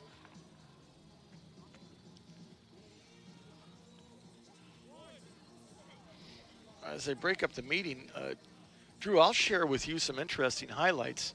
Here at Daytona State, we talk about their academic program, obviously excellent sports programs throughout. They offer more than 100 certificate, associate, and bachelor degree programs here. And they've responded to the education and workforce training needs of Volusia and Flagler County. Been doing it for over 50 years. They nearly enroll 28,000 students a year. I mean, that's huge. We wouldn't think it, but for how you drive by rather quickly through the campus, 28,000 students. That's because they have 5 more campuses strewn throughout the Bi-County area. KG Parkhurst now coming up for Jagger McCoy. Ted, you've had a chance to see this campus, this institution really evolve, right? And the programs offered continue to just explode. You know, I'm probably here only maybe 13 years, but to see, you know, I've spoken to enough people 20 years, 30 years here at the campus, and what's happened certainly over the last several years has been outstanding. New student center being built right now as you go by in the International Speedway Boulevard, looking as you're going east to your left. I mean, that is going to be a beautiful addition to the college. And certainly that with the graduates that they have in the various fields, and you think about it, they have healthcare, emergency services, business, education, hospitality, engineering, technology, and much more. So they're actually adding a cross-country team, both men's and women's, coming up for the 2018-19 season. Oh, that's going to be awesome. KG Parkhurst gets a piece of one. This to the third baseman. They go for two, get one at second base, and that will be all. So runners on first and third here with 2 outs in the bottom of the 5th.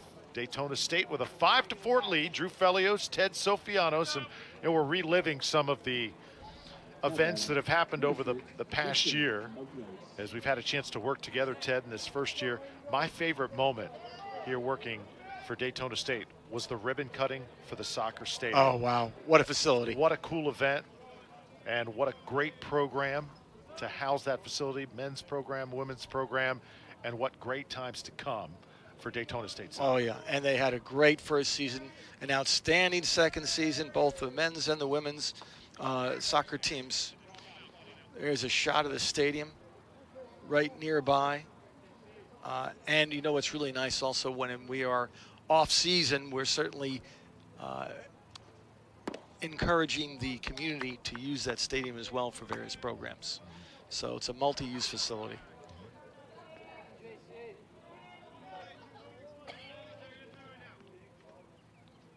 JC Lovelace now for the Falcons. Big swing there and a miss for strike 2. Jagger McCoy on the mound for St. John's River. Vikings trying to get out of this inning without allowing any further damage. Daytona State has made this a very long one where they have taken their first lead. Yeah. And the way it is set up right now, Vikings on their third pitcher, and to see, and certainly this is encouraging for Joey Hecht. I mean, he's still in, settled down, looking good. This has turned into a bit of a dogfight.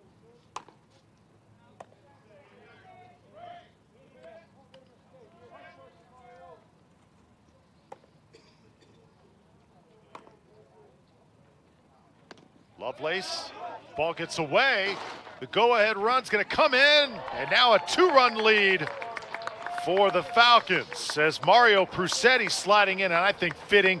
Mario gets to score a run after the RBIs that he produced. Well done, yes. And Riley Walsh certainly should have gotten a glove on that pitch.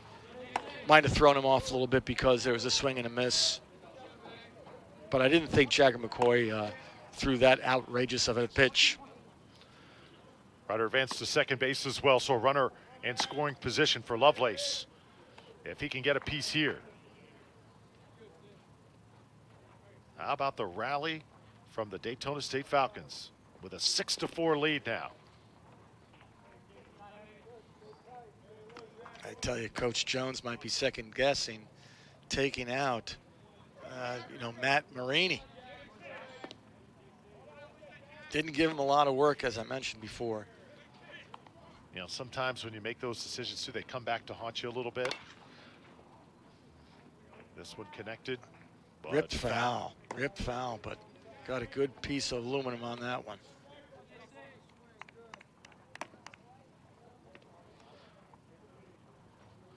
JC Lovelace, freshman right fielder, .302 average. Also plays some first base, but today gets the start in the outfield. Fouls it away again, hanging in there. JC has not been on base today. One of the few Daytona State Falcons who have not.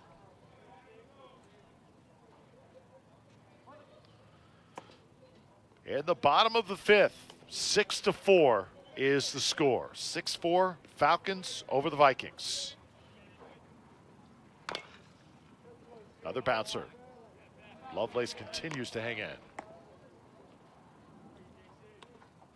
Mentioned the soccer program here at Daytona State. Got the World Cup coming up. Are you going to be watching? Okay. Oh, my. Oh, yes. Definitely.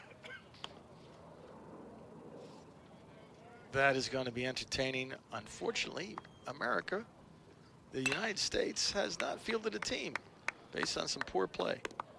Nice play made over there by Bellini. And he's able to get Lovelace, and that'll do it. Jagger McCoy gets out of the inning for the Vikings. 5 innings in the books here in Daytona Beach. And the Falcons with a 6-4 lead. We head to the 6th on the Falcon Athletic Network.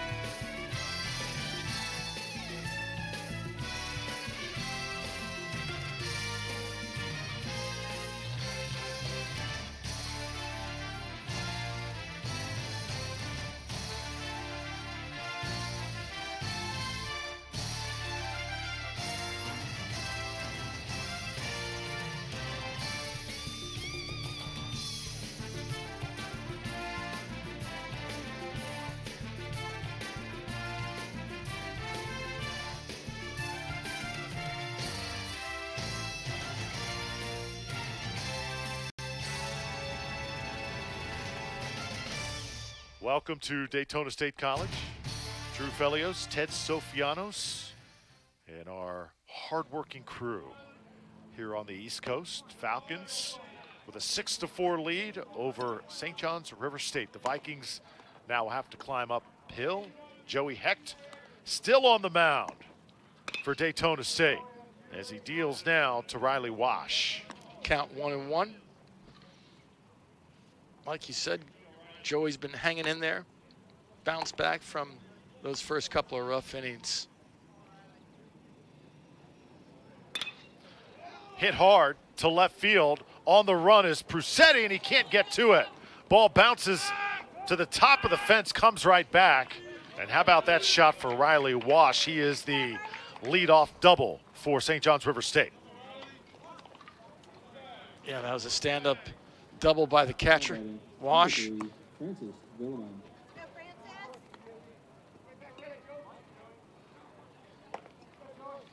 And I wonder if the strategy will be to bunt him over to third.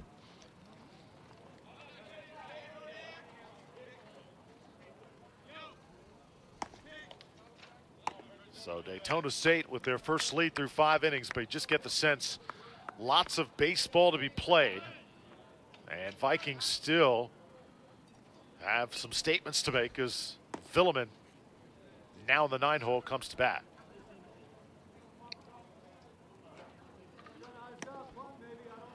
Villamon has struck out a couple times today.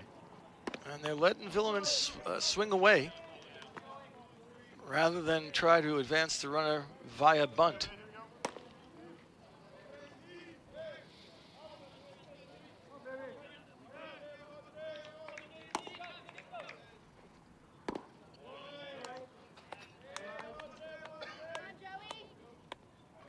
Two balls behind on the count with a runner on base. It's not what Joey Hecht wants.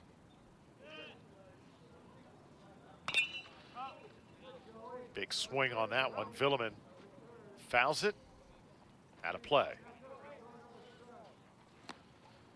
So we did not think when we started this game that Joey Hecht would still be on the mound at this point in the 6th. If you had told, I think, Daytona State head coach Tim Tuma that his starter would still be there and his team would have the lead at this point. He would be absolutely thrilled. This is hit into center field. Trey Thigpen right there. The runner's going to tag, and they got a shot to get him if the throw can get there. Just not in time as Wash does a good job sliding in. Well done by Wash. Good, intelligent base running by Wash there.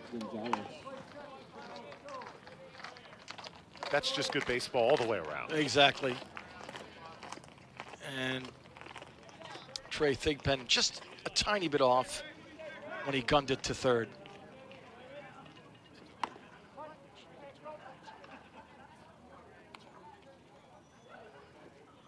Raymond Gonzalez has been a pest today for Daytona State. He's gotten on base, stolen bases, scored runs, done just about everything. Yeah, he's a heady player. Big swing there, though, and you can sense Hecht wants to keep him off the base pass moving forward. Yeah, I see he's pitching him outside right now. Count 2-1, I believe. Hits it hard, though, to left field. And it's going to be right at Prusetti. Runner goes, and looked like that tag was a little quick that time. I'd love to see that on the replay. But for the moment, it will be a run. Scored, yeah. Did seem like that tag was a little bit quick. What do you think? I'd like to see where the heel was, if we could catch that again.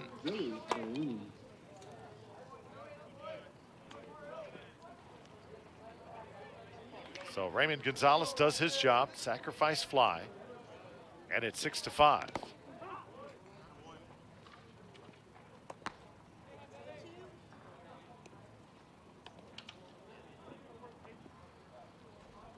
Joey Bellini now for St. John's River State.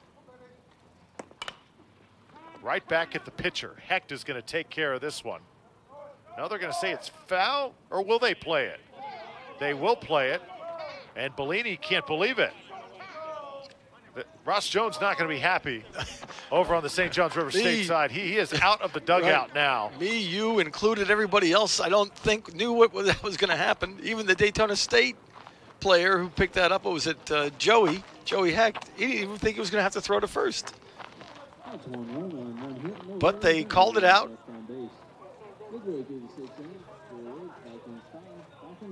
Coach Jones came roaring out of the dugout that time, saying, hey, I thought it was a foul ball.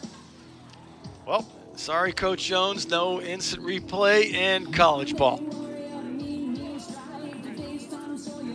So, St. John's River State done in the 6th. They do get a run off a sacrifice fly from Raymond Gonzalez. Here it was, and let's see if we can get one more look at it as the ball was hit right back to Hecht. Looked like he stumbled and the play stopped. He wasn't sure,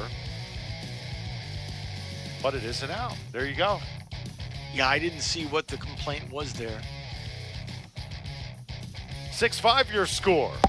To the bottom of the 6th we go.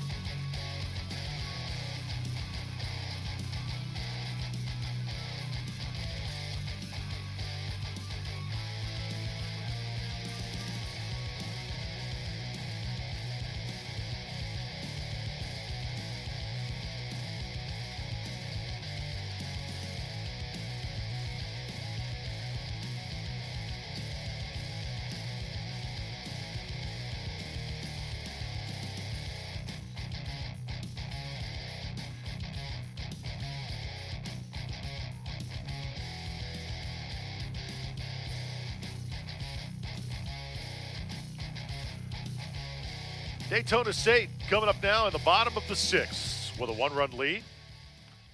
With Ted Sofianos, I'm Drew Felios. Great to have y'all with us today. And great to be with you, Drew, again. Oh, thank you. Likewise. You're not just saying that to butter you up. No, yeah. It's our 3rd time. And we've done 3 different sports together now. That's right. Oh, soccer, basketball, and now baseball. Sure.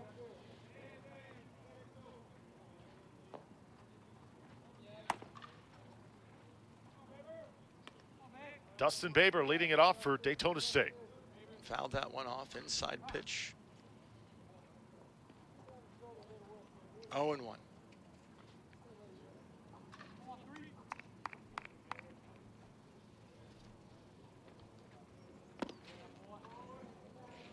Down and in. Evens up the count.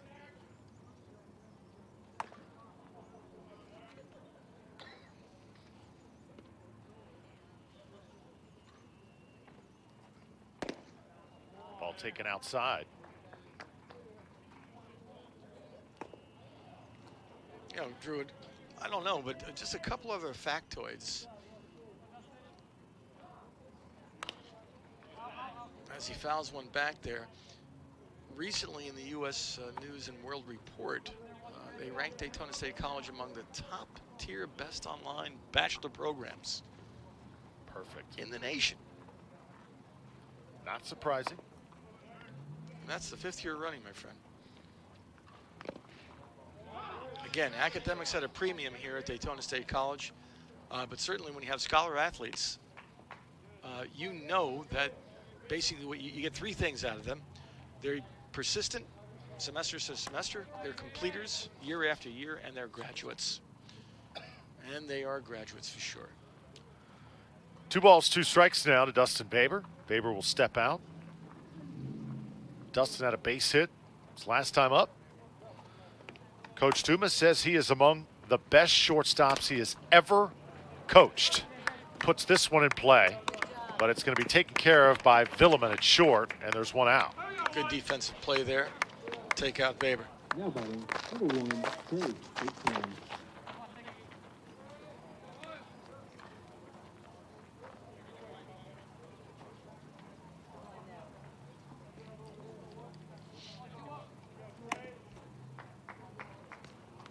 Trey Thigpen now in the 9 hole. Well, Ted, we've enjoyed you all season long here on the broadcast. Tell us what you do at Daytona State College, the services you help offer this institution. Oh, gosh. I mean, if we have enough time here in the next hour. No, don't worry. I won't drone on. No, I'm a bit of a utilitarian. Glad to be a professor for College of Arts and Science, School of Student Life Skills, and basically help with an orientation program that we offer, which is a gateway course that we offer here at the college called Managing Success or Student Success. It's shown that through offering an orientation course like that throughout the country, and basically you have 100,000 students per year that are taking that type of course, they've shown that there can be up to a 27% increase in retention for students. And you know, you think about us in the community college sector, certainly we want to make sure that we shed light on why the students are here. Because a lot of them just come because, oh, maybe it's a good idea, but that class connects them with their academic track and then looking how to bridge that to their career track. Thigpen down on strikes. Jagger McCoy doing his job now. There's 2 away. Look at that pitch, well executed on the outside part of the plate. Yeah, that was heat. That was some high heat right there. And then a couple of other departments that once in a while I'll adjunct for.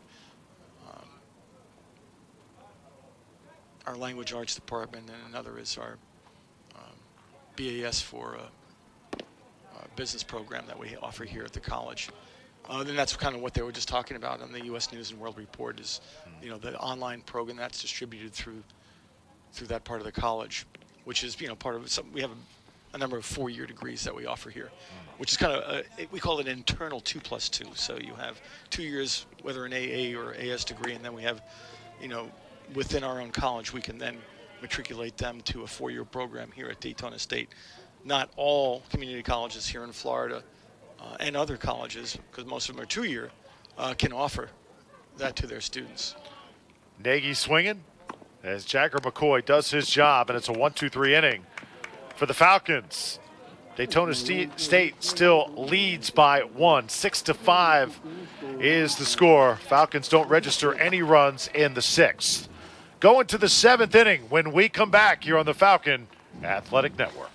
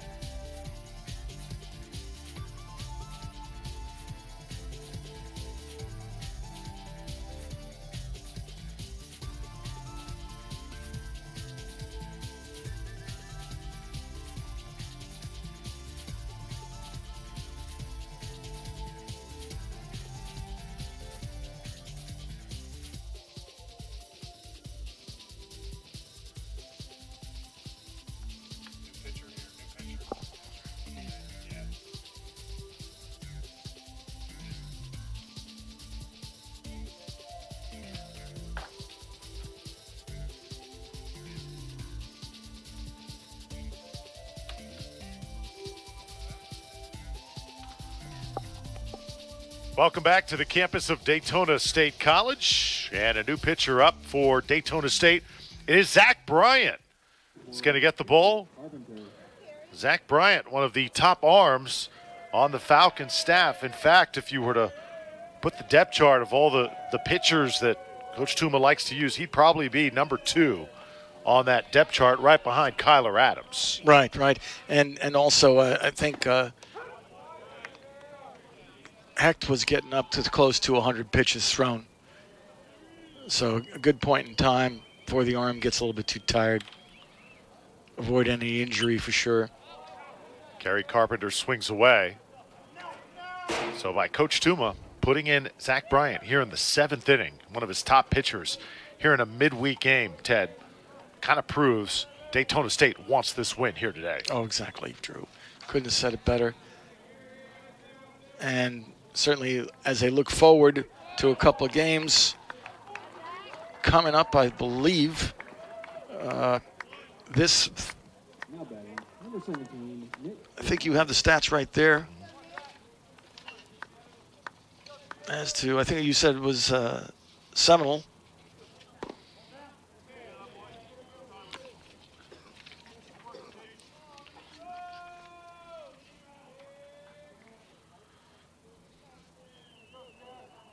A game on Thursday and a game on Saturday coming up for the Falcons.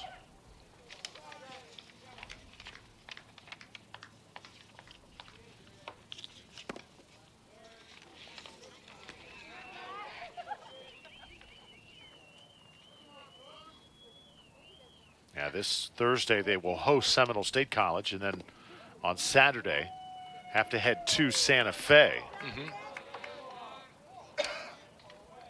Zach Bryant, as you were just mentioning, pitching for Daytona State Falcons right now, signed early with a D1 team. He's signed early with Jacksonville University. Won't have to travel too far for that dormitory. Just north of us, about 80, 85 miles. Meanwhile, Nick Romano put on base. Justin Farmer up to bat for St. John's River. You were mentioning Dustin Baber's skills. He also signed early with North Carolina A&T. And David Marbury with University of North Florida. Yep.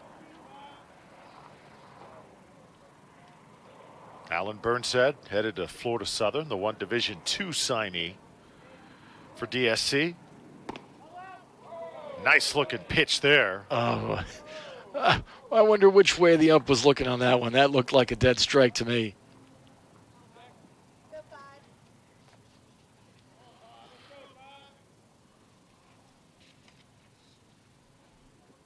Bryant dealing. That one hit hard, but foul.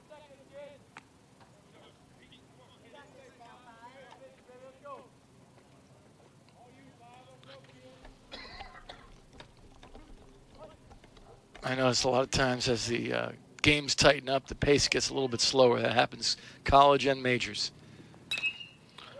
Hit hard to center field. This has got some carry on it. Drifting back.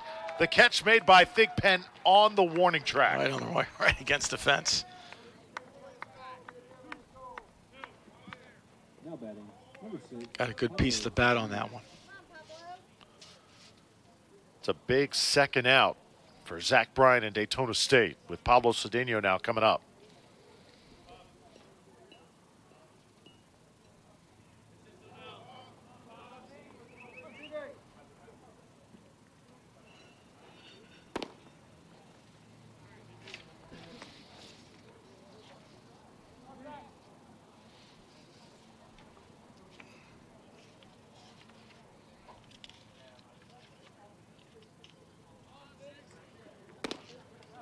Strike delivered.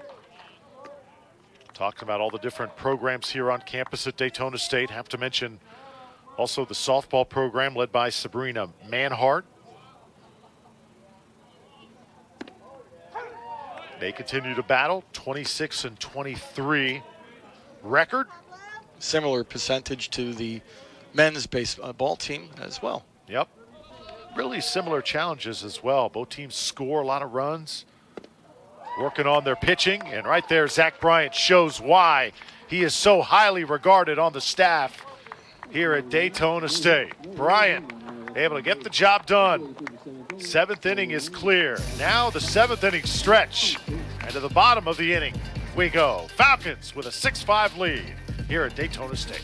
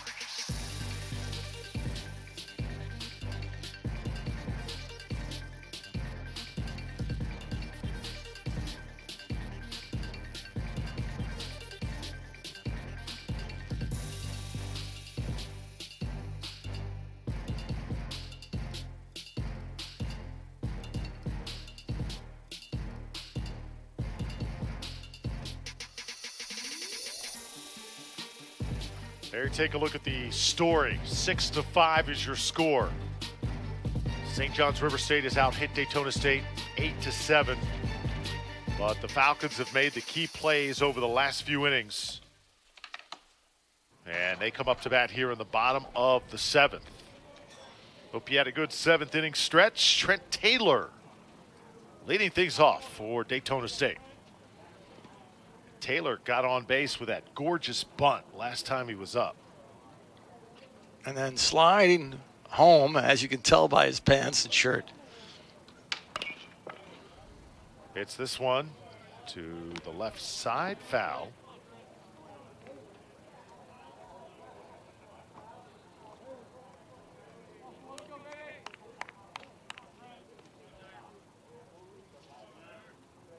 These two teams looking real good. Got ourselves a bit of a barn burner here. Trent Taylor, look at his byline. It kind of the story of his season. He was hit by a pitch first time up, then a sacrifice ground out to move the runner over, and then the perfect bunt laid down to get his team rolling offensively. That's what you call just balance, doing whatever it takes. He's a grinder, exactly.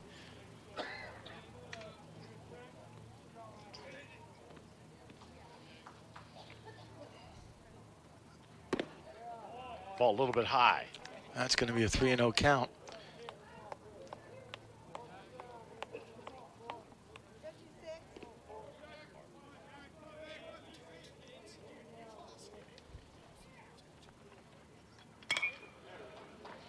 This is lifted into right field. Taylor can't get on this time as Kerry Carpenter are able to chase it down for the first out. So Taylor retired. Now Alan Burnside will come to the plate for the Falcons.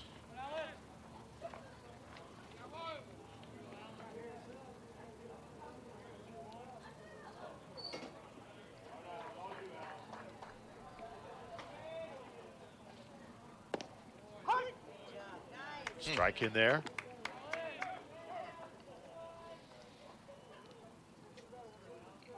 Burnside's had a couple pop outs today, also a ground out. Has not really made good, clean contact on it yet. Let's see if he can do it here.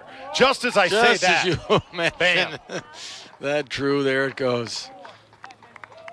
That Never Murphy's fails. Law. Murphy's Law, good job. I think you wished it upon him. Burnside on first. Like you just mentioned, he hadn't gotten the bat on the ball prior to that shot over the second baseman. Just felt he was due. He just swings the bat too well. There's Tuma. And Coach Tuma, you've gotten a chance to know Coach over the past year. Had him on our coaches show late in the fall. Came on, was raving about some of the individual efforts of his team, and we talked about what his team does in the classroom. He has coached 9 academic teams of the year here at Daytona State. This is 16th season. He went to Lake Worth High School, Palm Beach Community College, went to University of Florida, was all SEC at one point.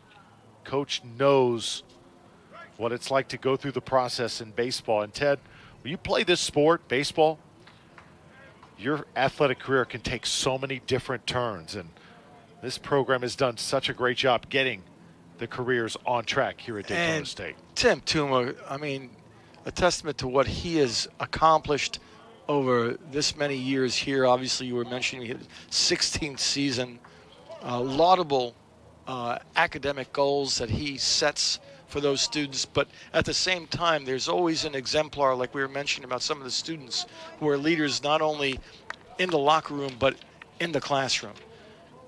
And I think Tim Tuma has shown each student that.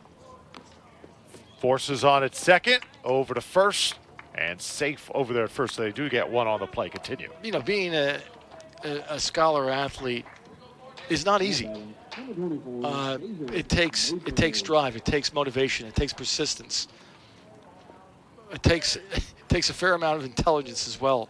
And having a 3.82 grade point average, one of the highest in JUCO baseball athletics, you just got to take your hat off to him.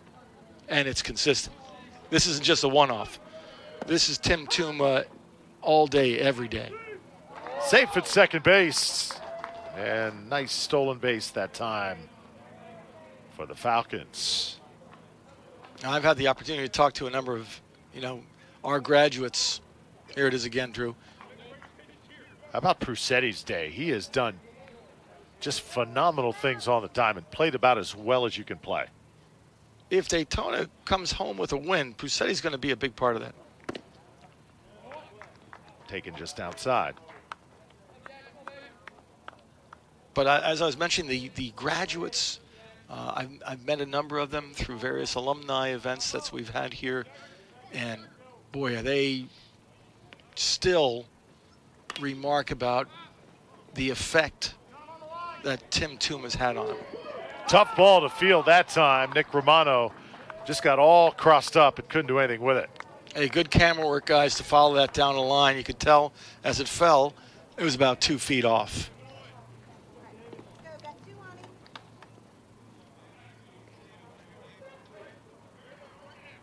And I got to say, I am so impressed with what our television station has been able to do to basically leverage all these facilities and give you a high-quality HD view of, with many venues in hand, you know, basketball, softball, baseball, volleyball, soccer, each setup being different and each having its own difficulties and situations.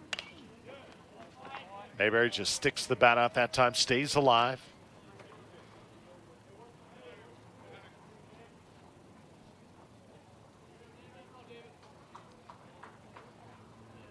Mario Prusetti on second base. He has done his job. David Mayberry at the plate now for the Falcons. 2 down here in the bottom of the 7th.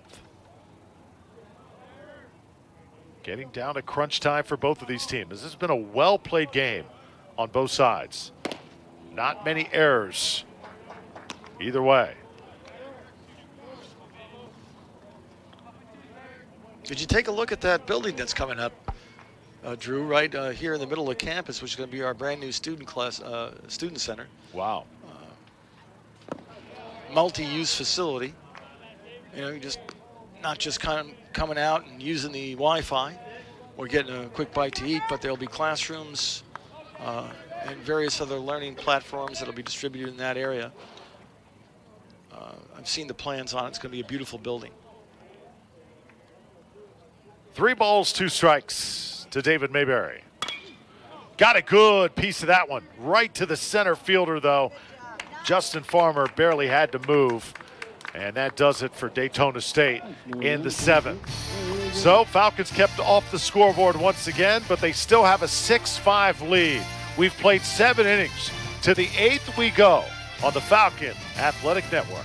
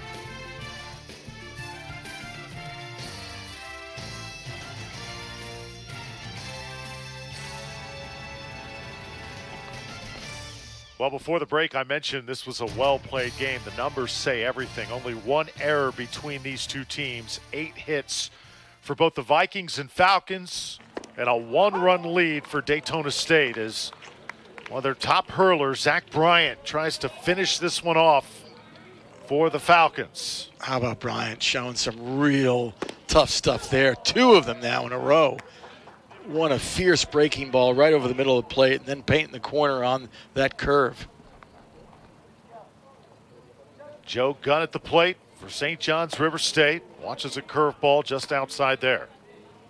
Joe Gunn's like, how do I get down 2 strikes already? 1 ball, 2 strikes. Zach Bryant got a lot of room to work here. This one's hit to the outfield. Prusetti has just been marvelous all day long. Did he make that catch? Mackerel! I believe he did. Circus catch. Prusetti doing it all, Drew. Oh, I love to see that one on replay. Mario Prusetti having a day here for the ages, and he does it defensively on a catch that robs Joe Gunn of a double. Look at this. Coming at the left corner of your screen. Diving grab. How about that?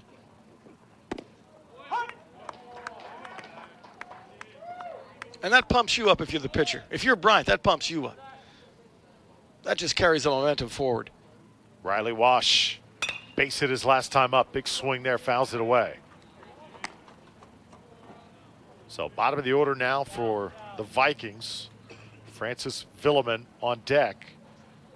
You got to figure in the next inning, Daytona State, if Zach Bryant can take care of business here, would face the top of that order. And interesting to see, would they keep Zach Bryant in?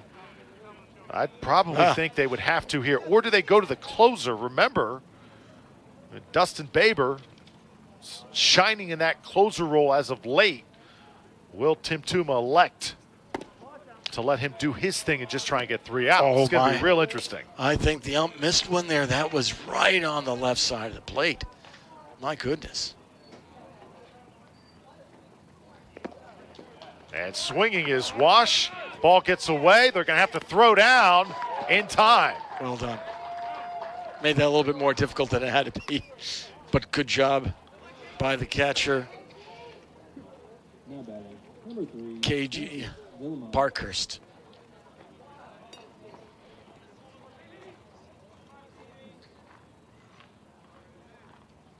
So quick 2 outs for Daytona State. Now Zach Bryant will go after Villeman. Villeman still looking for a way to round those bases. Even though they've put up 5 runs, he has not been one of those to come across home plate yet. A couple strikeouts today. Also popped out. Big swing there, getting good cuts on it. But Bryant, as he's been so good at today, already ahead in the count. Hit to center field. Thigpen not going to get to this one. This is a base hit. And the top of the order is going to come up now for the Vikings. So finally, Villeman able to get on base. With a base hit. As soon as what is this effect that we're having on hitters today, Drew? As soon as we say something, the opposite occurs.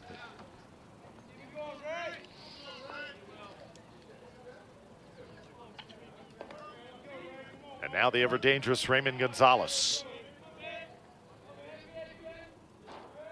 A base hit, a strikeout, an infield hit, and a sacrifice fly for Raymond. Oh, that's a wicked turn that Bryant has to keep Villeman on first and close to it. Oh, how about that movement? Ooh. That was a nasty pitch. Oh, that was a nasty pitch. I understand why Gonzalez almost looked away.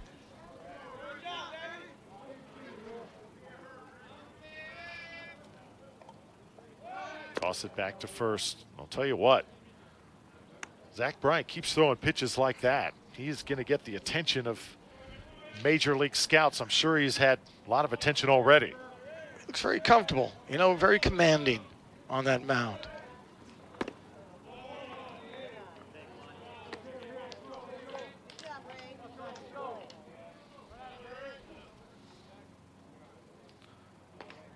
One ball, one strike to count to Raymond Gonzalez. Top of the 8th inning. Falcons with a 1-run lead. Gonzalez showed bunt and pulled back.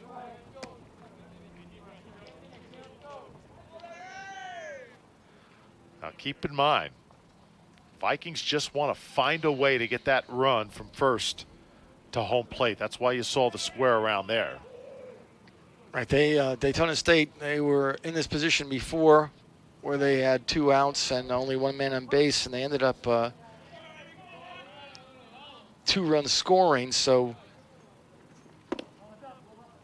they need to take Gonzalez out.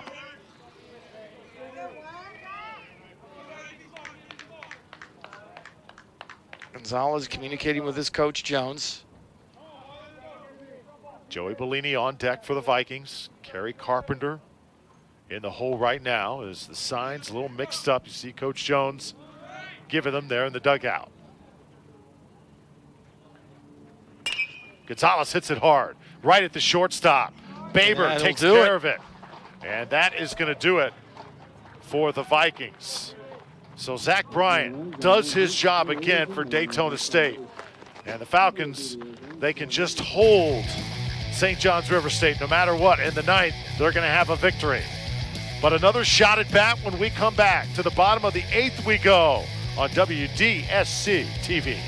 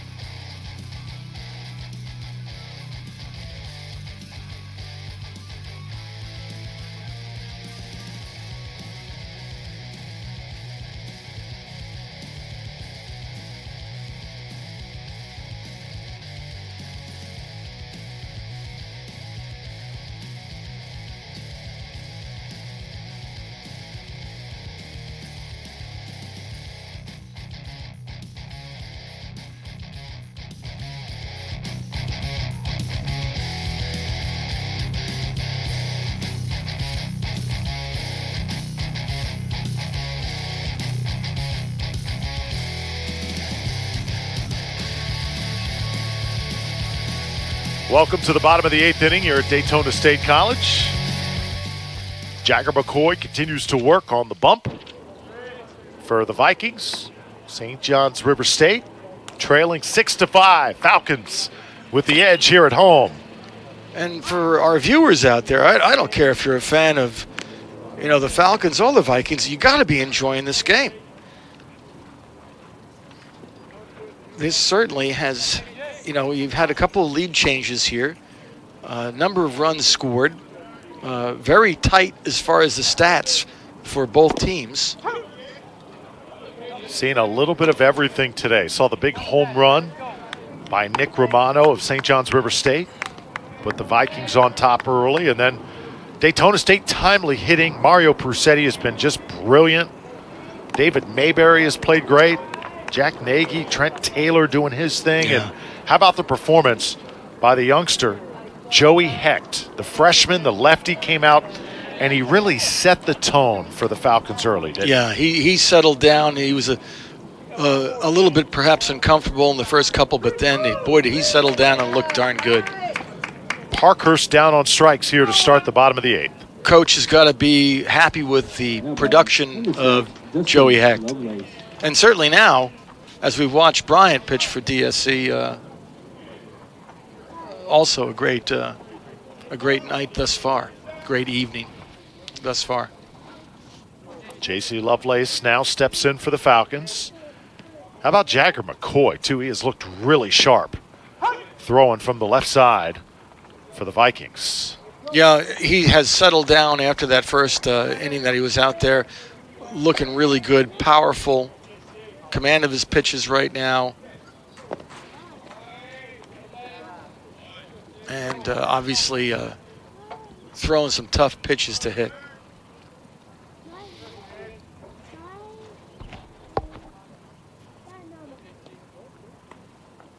Two strikes now to J.C. Lovelace. Watches one outside. Dustin Baber on deck. Trey Thigpen in the hole.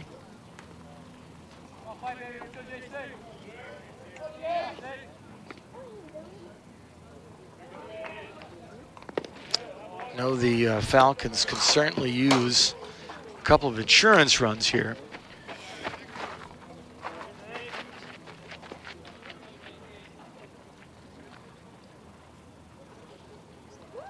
Can't be complacent with a one-run lead against this offensive unit, the Vikings.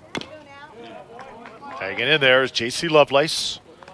Yeah, Joey Bellini, Kerry Carpenter, Nick Romano coming up in the ninth inning for St. John's River State. So interesting to see. Will it be Zach Bryant, the big right-hander, finishing the job for Daytona State? We're going to wait and see. Chopped and foul. I put my money on Bryant coming back. For the top of the 9th. Seems to be cruising right now. Just has a good flow on the mound. Hope he can continue it. Oh, took a little off that one in Lovelace. Gorgeous pitch. Down swinging. This Jagger McCoy is impressive. Yeah, I mean, that was off speed right there. Had him fooled sideways to Sunday. Delray Beach product and Boca Raton Community College. Jagger McCoy, 6'1", 200 pounds. Will now look down the bat of Dustin Baber.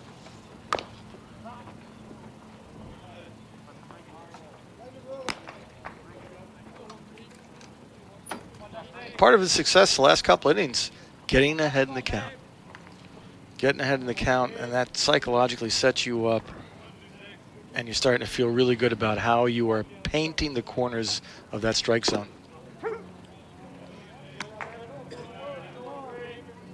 Right now, he's painting Rembrandt. Looking good. 0-2 right now. 2 outs. He keeps going like this, it'll be a quick inning for the Falcons.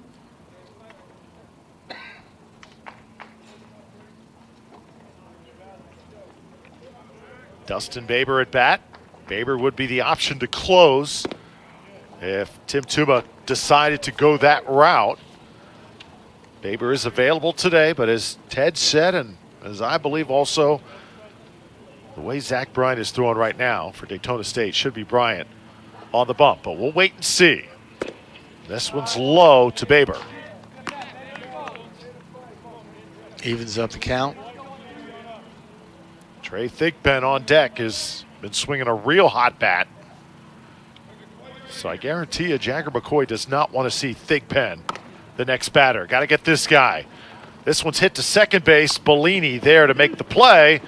And Daytona State retired 1-2-3 in the bottom of the 8th. Great job by Jagger McCoy. And now it's up to the offense for St. John's River State. Who is Daytona State going to bring to the mound? We're going to find out in just a moment.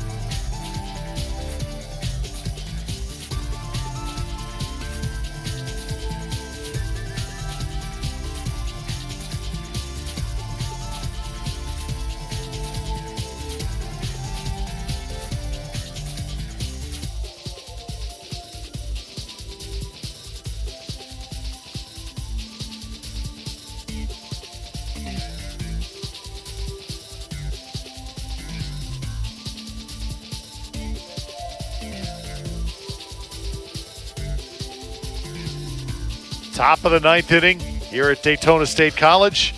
And it is Zach Bryant. Ted made the call. It was correct. All right. Not much of a betting fellow, but hit hard to center field. Thigpen on the run's going to come in, and it's going to drop right in front of him. So Joey Bellini, the leadoff runner, is aboard for St. John's River State. That had a little bit of luck with it because it was off the end of the bat. It was actually an excellent pitch on the outside of the plate, but Bellini just kind of got the end of the bat on, and that's why it had no carry.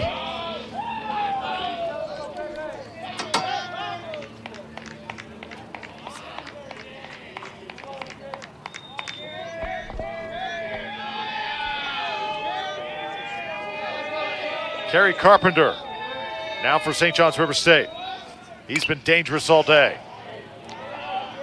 2 RBI double last time he was up. And Zach Bryant went right after him. No fear. Carpenter obviously feeling the same way. And for Joey Bellini, that was the third base hit. That number 2 is registered today. There is Joey on first. Hit to left field, popped up, and that's Presetti territory for the Falcons. And that first out is huge for Daytona State. Exactly, especially with Carpenter. Carpenter a threat, and a lazy fly ball out to left field. Sacked by Presetti. Runner held at first. Nick Romano now. Big home run to his credit. He's hit by the pitch on the left sleeve, and it barely grazed him, but the umpire right there to make the call.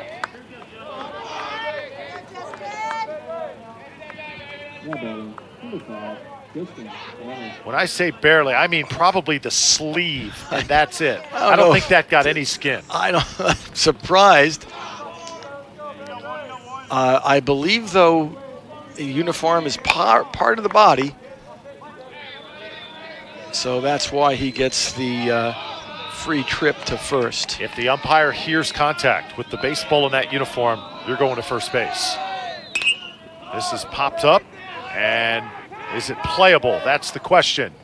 Yes, it will be. What a play made by Burnsett there at first. The tag is on as Bellini now standing on third, but there's 2 down, and that was another big out for Zach Bryant and the Falcons. That was an amazing catch, absolutely amazing, and also the wherewithal to try to throw out Bellini on third and just missed him. So with 2 out, first and third,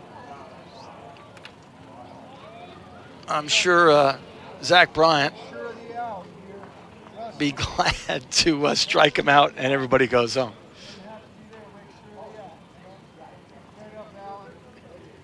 Now both sides will get together.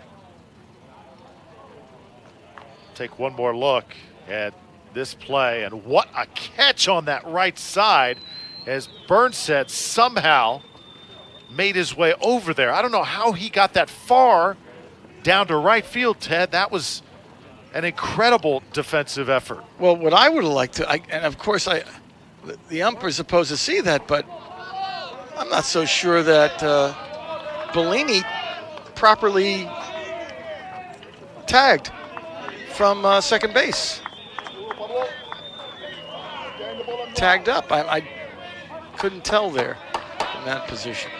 Well, this is the guy you want. Pedro Cedeno coming up for the Vikings, and Zach Bryant pulls the string for strike 1. Monster breaking ball there. Joe Gunn is on deck. Joey Bellini at third base. Just misses low. In the top of the 9th inning, Daytona State 1 out away from a big win. Strike 2. Oh, and they did not like that pitch. That was a generous call, I think. Coach Jones saying you got to be kidding, and he's not going to get anywhere with that, except the ire of the ump. Ross Jones incensed, and if he keeps it up, he's going to get a warning here. 2 strikes now to Cedeno, and laying off that one. Now that one seemed more of a strike than the other one.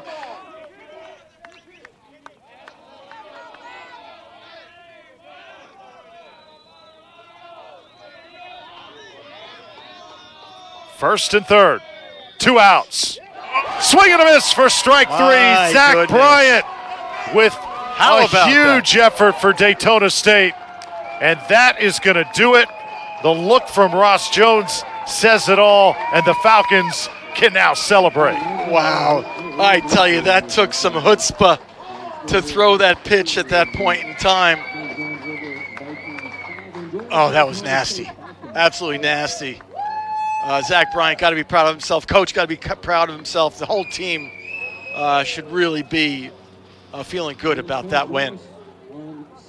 What a performance by the pitching. Joey Hecht and Zach Bryant combining to limit the offensive production for St. John's River State And Daytona State gets a 6-5 victory on a gorgeous Tuesday at the ballpark. Tim Tuma has got to be proud of his arms, especially Joey Hecht, and the way he responded today. You see the coaches meeting there, and all together, tough way to end for the Vikings, but still just a great day of baseball. Well, yeah. I mean, you talk about a perfect day as far as the outside and the environment, but boy, got to be feeling good for the Falcons right now. A little bit of a bitter taste in Coach Jones's mouth the way that just ended, but great game all the way around. Still great sportsmanship there. Great shot right there. The two coaches getting together, and Vikings played tough.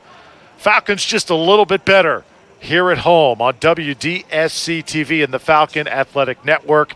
And we want to say for the last time, what a year it has been for us, for all of us, production crew, top to bottom. It has been just a fun experience, to say the least. Soccer, volleyball, basketball on the men's and women's side, as well as soccer, softball and baseball. Ted, where did the time go? I mean, gee whiz, it's almost toward the end of the entire semester, not only for our sports programs, but also, as you know, as far as the end, toward the middle of May, that's the end of our semester. Everything coinciding together, but lo and behold, before you know it, you got all those fall sports starting up in mid-August, so it's not too far away. Soccer will be here before you know it. Well, there you take a look at the numbers, 6-5, the final score. Raymond Gonzalez, a great day for St. John's River State, but how about Daytona State answering every step of the way? Mario Prusetti was awesome. So was Trey Thigpen, offensively and defensively. Again, the pitching, Joey Hecht, Zach Bryant getting it done, and David Mayberry doing his thing as well. At the end of the day, it's a victory, 6-5, Daytona State over St. John's River State. For Ted Sofianos and our awesome crew here in Daytona Beach, I'm Drew Felios. You've been watching Daytona State Baseball on WDSC TV and the Falcon Athletic Network, and we will see you next season.